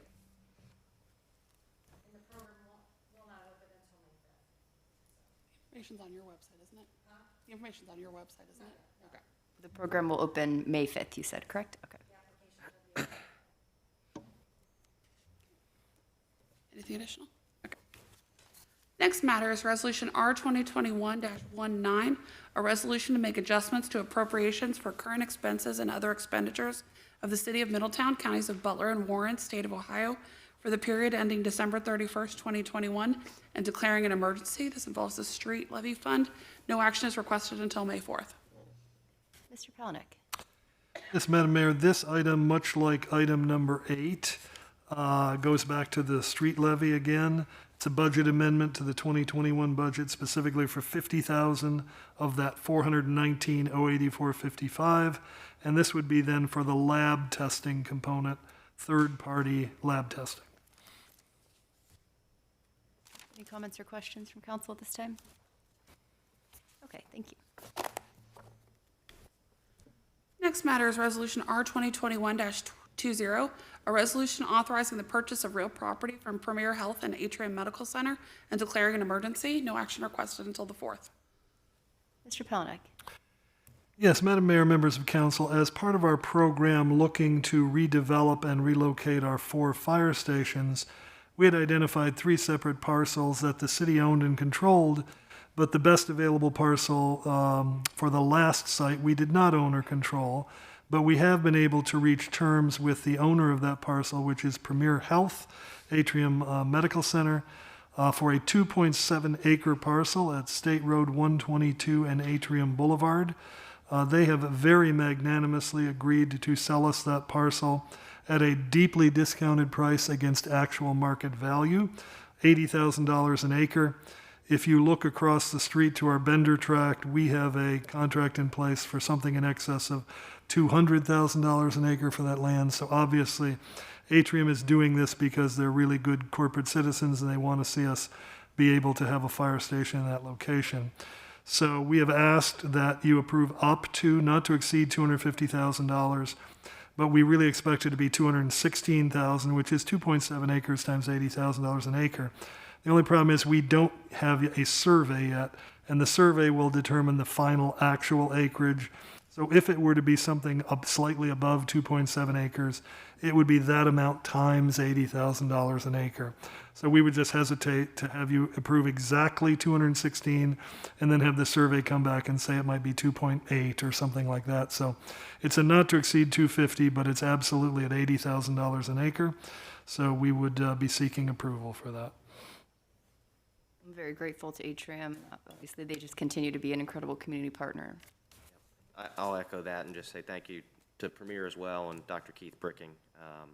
They've been a longtime supporter of the city and just publicly want to say thank you to them for their all their efforts and their work on this. Is there any restriction in this about timing of construction of anything? Have they placed that in there? I didn't see anything. I believe that they did. I have to go back to the purchase agreement. I thought I recall something that said that we had something like 3 years to design or begin construction, but in any event, it had to be for a fire station. So obviously they would have an ability as a rescission if we weren't using it to build a fire station on. And do you know what would happen in that case if we did not build a fire station in that amount of time? Would we retain the property? I'm trying to remember if we had specific. We talked about it, but I don't remember because right now we have to actually put together the sale documents. But the basic terms were agreed upon, and it was clear that both sides agreed the only reason the city was acquiring it was to build a fire station on. So if any other circumstances the city did not build a fire station, they would have the clear ability to rescind and retrieve the property back. And that was the idea. But if it took us a little bit longer, that we would still have the time that it would need to construct that. And I think there was a time frame that would designed to allow us enough time to do that. Okay, I would definitely be curious in just knowing the details of what that terms and conditions are and what would happen. And if for some reason the city, in 3 years decided that fire station is not going to happen there, do we lose all our money and the land? Well, clearly not. And again, those documents aren't completed, but, we would make certain that the transfer document would make clear that, any time frame attached to it.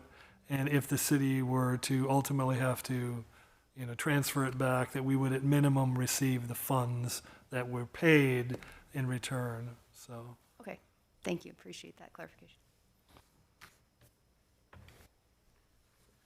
Next matter is Resolution R 2021-21, a resolution identifying 4 sites to be used for the relocation of city fire stations and declaring an emergency. No action requested until the 4th. Mr. Pelnick. Yes, this is the companion piece to item number 12. It specifically identifies and designates those 4 sites for the new fire stations. Number 1 would be the new headquarters site, which is 3.6 acres at Yankee Road and Cherry Street. It was the site of the former Garfield School. The city acquired that from the school district. Number 2, new station number 81 would be 2.85 acres at Henry and Charles Street. This was the former Jefferson School site, also acquired through the school district. Number 3, the site for new station number 85, 2-acre parcel at Sophie and Stoltz Drive. This is the undeveloped southern portion of Dowling Park, owned by the city. And then number 4, which would be the new site of station number 82, is the 2.7-acre parcel at State Road 122 and Atrium Boulevard that we just described as the city procuring through Premier Atrium. I would really be interested in seeing what the alternative is should a levy not be the option, and what we would do to still make all these happen eventually. What is the alternative to the levy?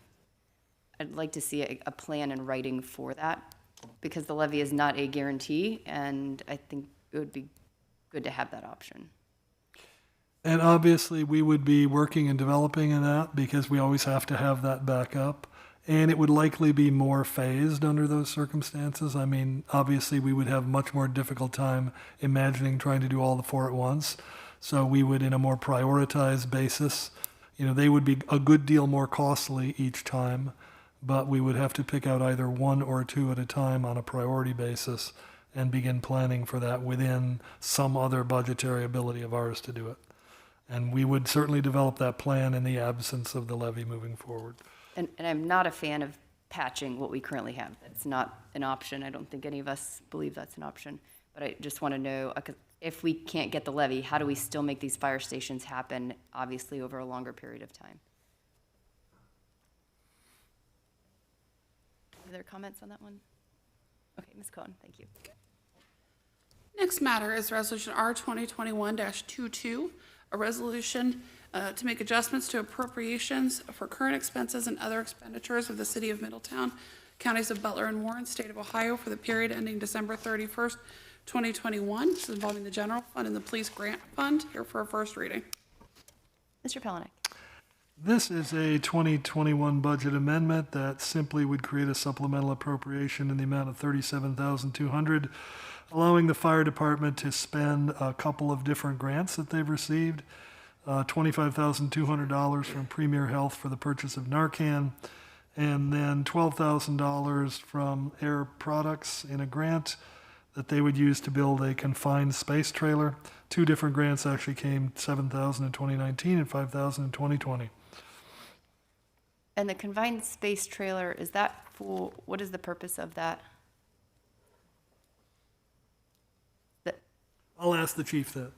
The purpose for the confined space trailer. The purpose of the confined space trailer is for our confined space rescue team to have an on-site rescue prop to be able to train at our locations instead of going down to like Butler Tech, which is way down on Route 4, which means then you have to get crews either they have to leave the city or you bring them in on overtime. This would allow us to do some of that training on-site at fire headquarters. Okay, how often do we do that? How often do we do the training? At least major trainings we do once quarterly, and then some crews will train more frequent than that on their own. Okay, thank you. Appreciate it.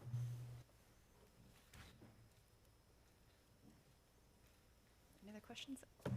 Thank you. Next matter is ordinance O 2021-36, an ordinance to enact Chapter 832 massage parlors of the Middletown Codified Ordinances. Also here for first reading. Mr. Pelenik, I believe there's a guest here who has a little bit more detail on this as well. Yes, and I would certainly be willing to turn it over to those folks who have a good deal more knowledge about how this ordinance was crafted than I do. Well, I will start out by saying we were approached by the police department about some concerns for illicit activity going on at massage parlors within the city, and is there a way to move forward in a safe and respectful manner for all involved and be able to give the police another tool in the toolbox to help address a problem that has happened not frequently but regularly throughout the years, and being able to really take a stance to be able to say we don't want this type of activity to happen in our community. Zach Barnard, who's sitting to my right, did a lot of research and writing and into this subject and provided what you have listed in front of you. Do you have anything you'd like to add? I'd just simply add, the idea was not to interfere with legitimate businesses that were interested in coming to this town or those that were already established. This was focused on those illegal, illicit massage parlors that nobody wants in their community or in their town that you hear about, unfortunately, on the news. I found it very well written and seemed logical to me. Zach did a wonderful job. Thank you.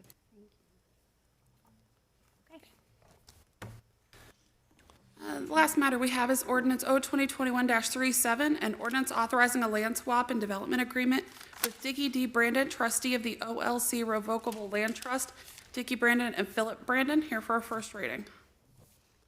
Mr. Pelenick. Yeah, another opportunity where we want to try to be a little bit flexible and innovative when it comes to sort of neighborhood revitalization.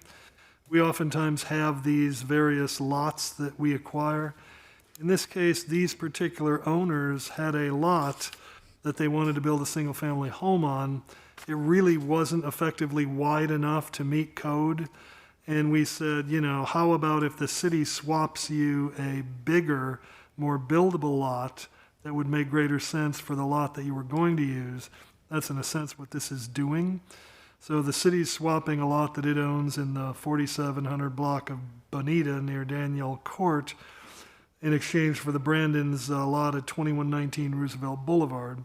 In exchange, they're agreeing to build a 4-bedroom, 3-bath home within the next 18 months on that swapped lot. If they ultimately don't do that, then they would have to wind up paying the city $2,500 as the greater value of the swap that we would have made for them. But from our understanding, this would be a pretty nice home, and I think, Susan, you have a little bit more detail on kind of maybe the investment or the details on the kind of house that we're talking about. Yeah, the Brandons have been working on some infill construction in the city. I believe they most recently completed one on Kenway, if I remember correctly. And they're looking at 4-bedroom, 3-bath ranch homes and some potential for handicap accessibility. And this idea of that's a need in the community, but also as people look for homes in which they can age in place, that this would be a potential product for that market.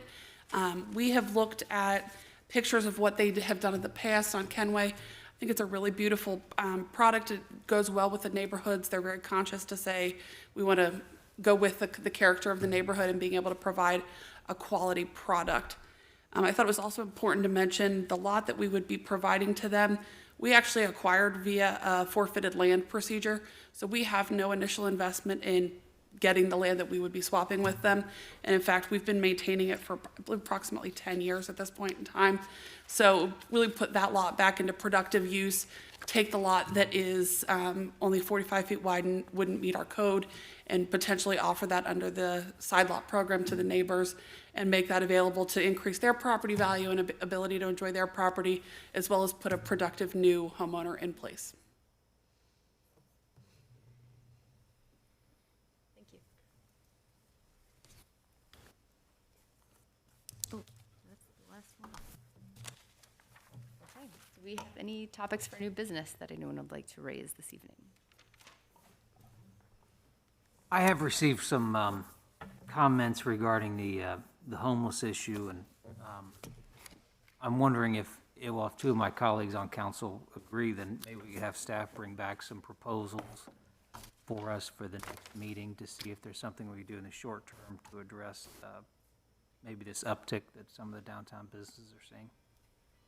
I would like to comment that I don't believe it is just a downtown business issue. It is east, west, north, south, it's everywhere. I think that our downtown businesses are the most vocal about it, which is fine.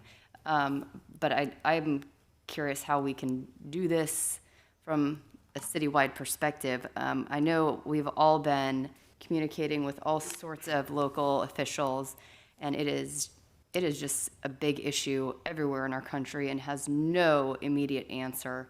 And I know the city has been working on it for a while, and obviously we need to take action of some sort. There's no question about that. Something has to be done, and I do agree we can't just keep talking about it. We have to do something. So I don't know if you had a plan to revisit the proposal that you had originally brought, Susan, or if there was a revised edition based on other communications you guys have had. But my opinion, I think, when we really look towards this, there is no immediate solution. I absolutely agree with you. I think we look to taking some incremental steps to try and move in the right direction. I think the proposal we certainly could bring back to you about potentially looking into that social work aspect as a good temporary, at least short-term assistance to our police department. Certainly our police department's going to need to still be involved in that enforcement and addressing the issue, but really providing them a tool to say, okay, now that we have someone that needs assistance and help, really being able to provide that as a resource. And then use that as a temporary solution, and we look towards a more long-term agreement and coalitions. Mayor Conjure and I know Councilman Moon have had a lot of conversations, particularly with local government officials, and I've followed up with some of my cohorts in other areas to try and really look at what kind of coordination we can do long-term. But frankly, when you're dealing with this many people in this many areas, it's not going to happen overnight. And so being able to really take some city resources to get the short-term matter addressed, and then we can continue and certainly keep that conversation going, and we address the issues with the regional solutions, as well as some of the workforce housing and other housing options that we need. I think that's when we really start to make a dent in the situation. I think we certainly can have some conversations, confirm back with One City for Recovery, and bring that back for you as part of that short-term assistance to the police, and then we continue to really hit the pavement and have the meetings and have those hard conversations to truly try and address the long-term problem. Yeah, I'm not opposed to looking at something. I've got hours and hours and hours into phone calls and relationships on this, and I think there's even 2 meetings happening here in the next 7 days that will provide some more clarity on what we can hopefully do in the future. But it's just taken longer than I think anyone wished it had, so I agree with Mr. Mulligan.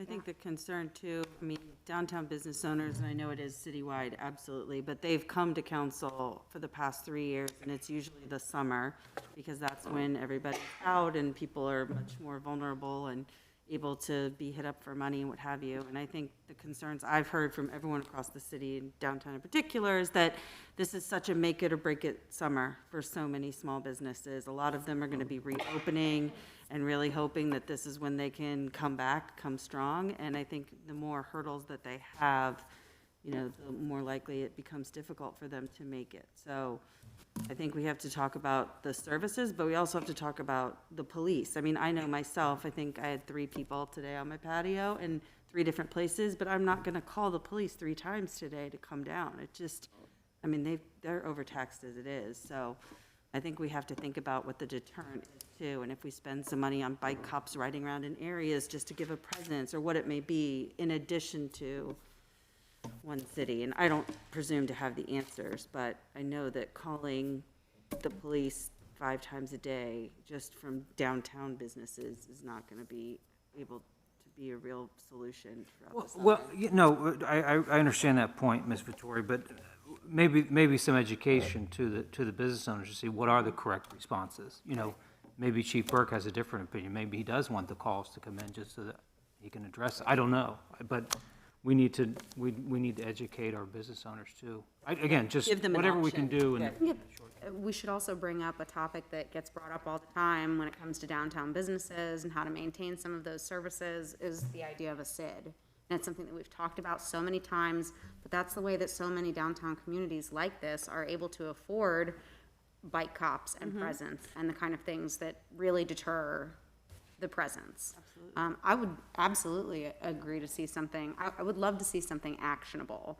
And at the same time, I do also, in the emails, I only just got the email thread very recently, but compassionate disruption was a topic that was brought up in the email thread about this, and I think that that's something that, at least to me, seems actionable.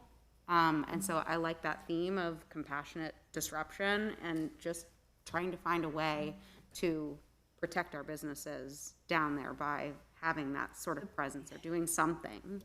The problem with the compassionate disruption, which sounds great in theory, is, okay, we do it downtown, and guess where they go?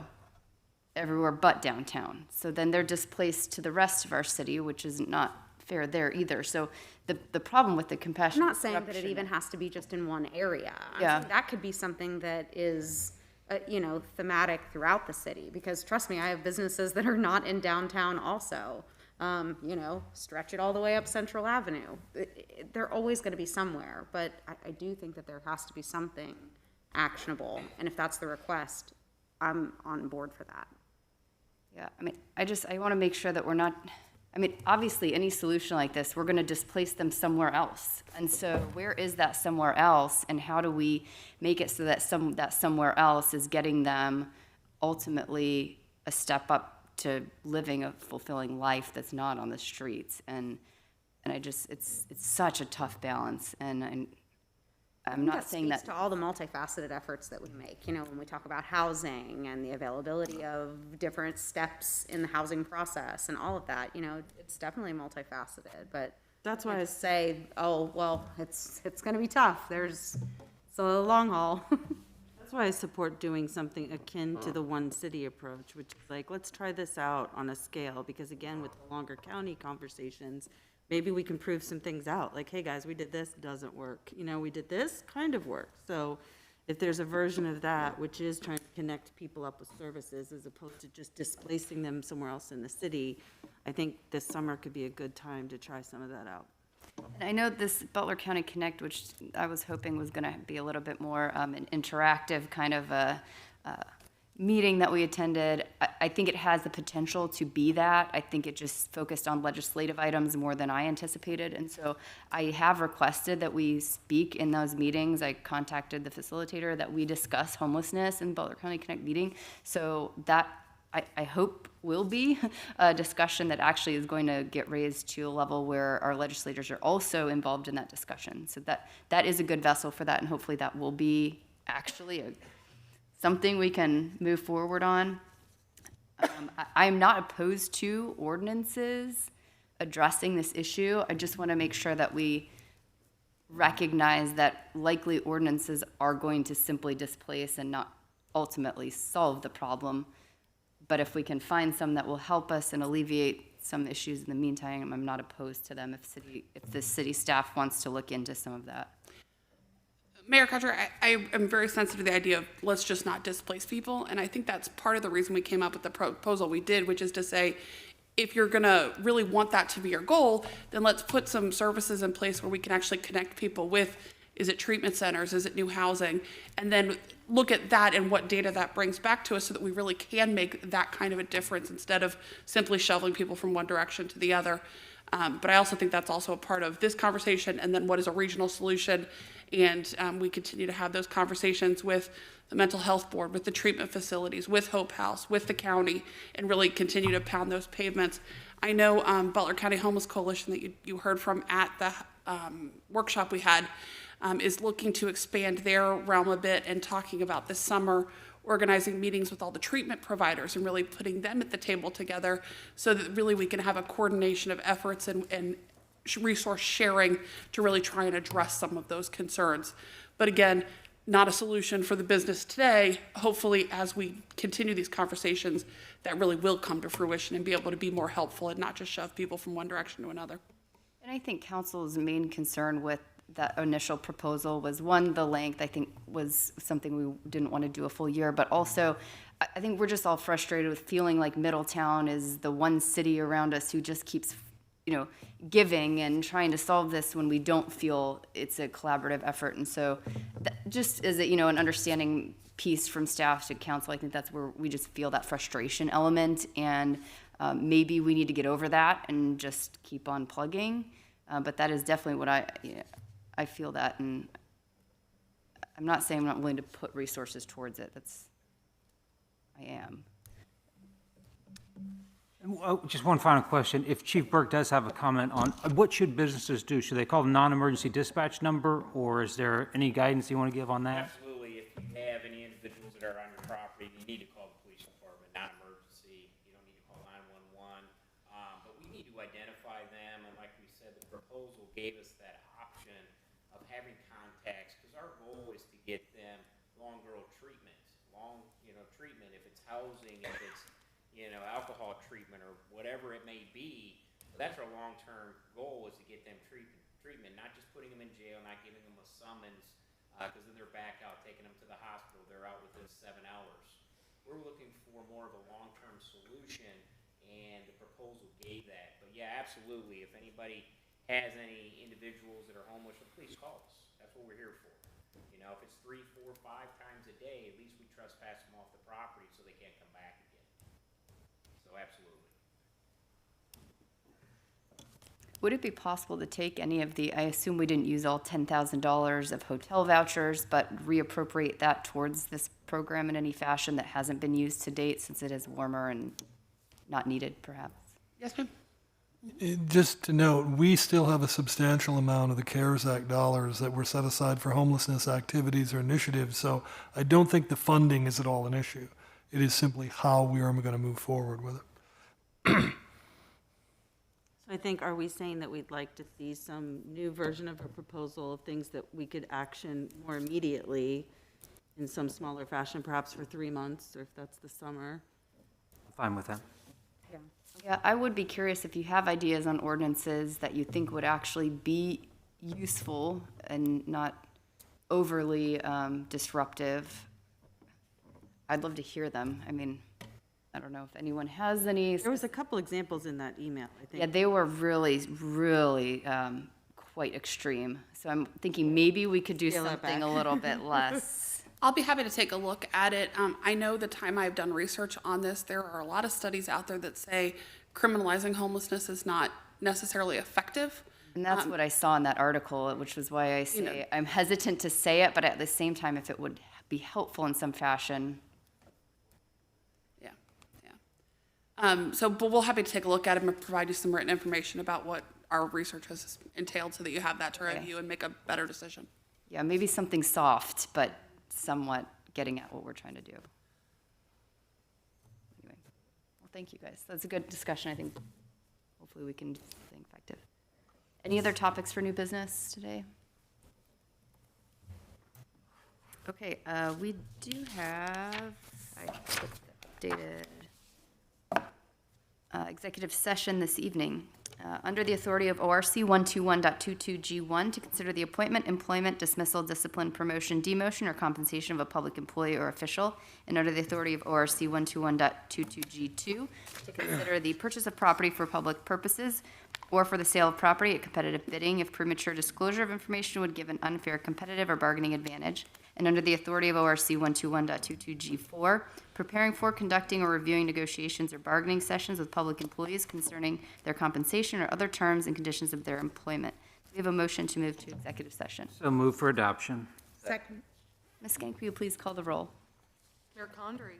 Yes. Ms. Vettori? Yes. Ms. Manning? Yes. Mr. Moon? Yes. Mr. Mulligan? Yes.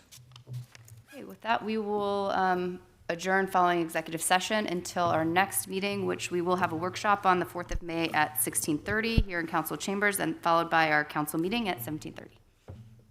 Until then, blue skies over Middletown.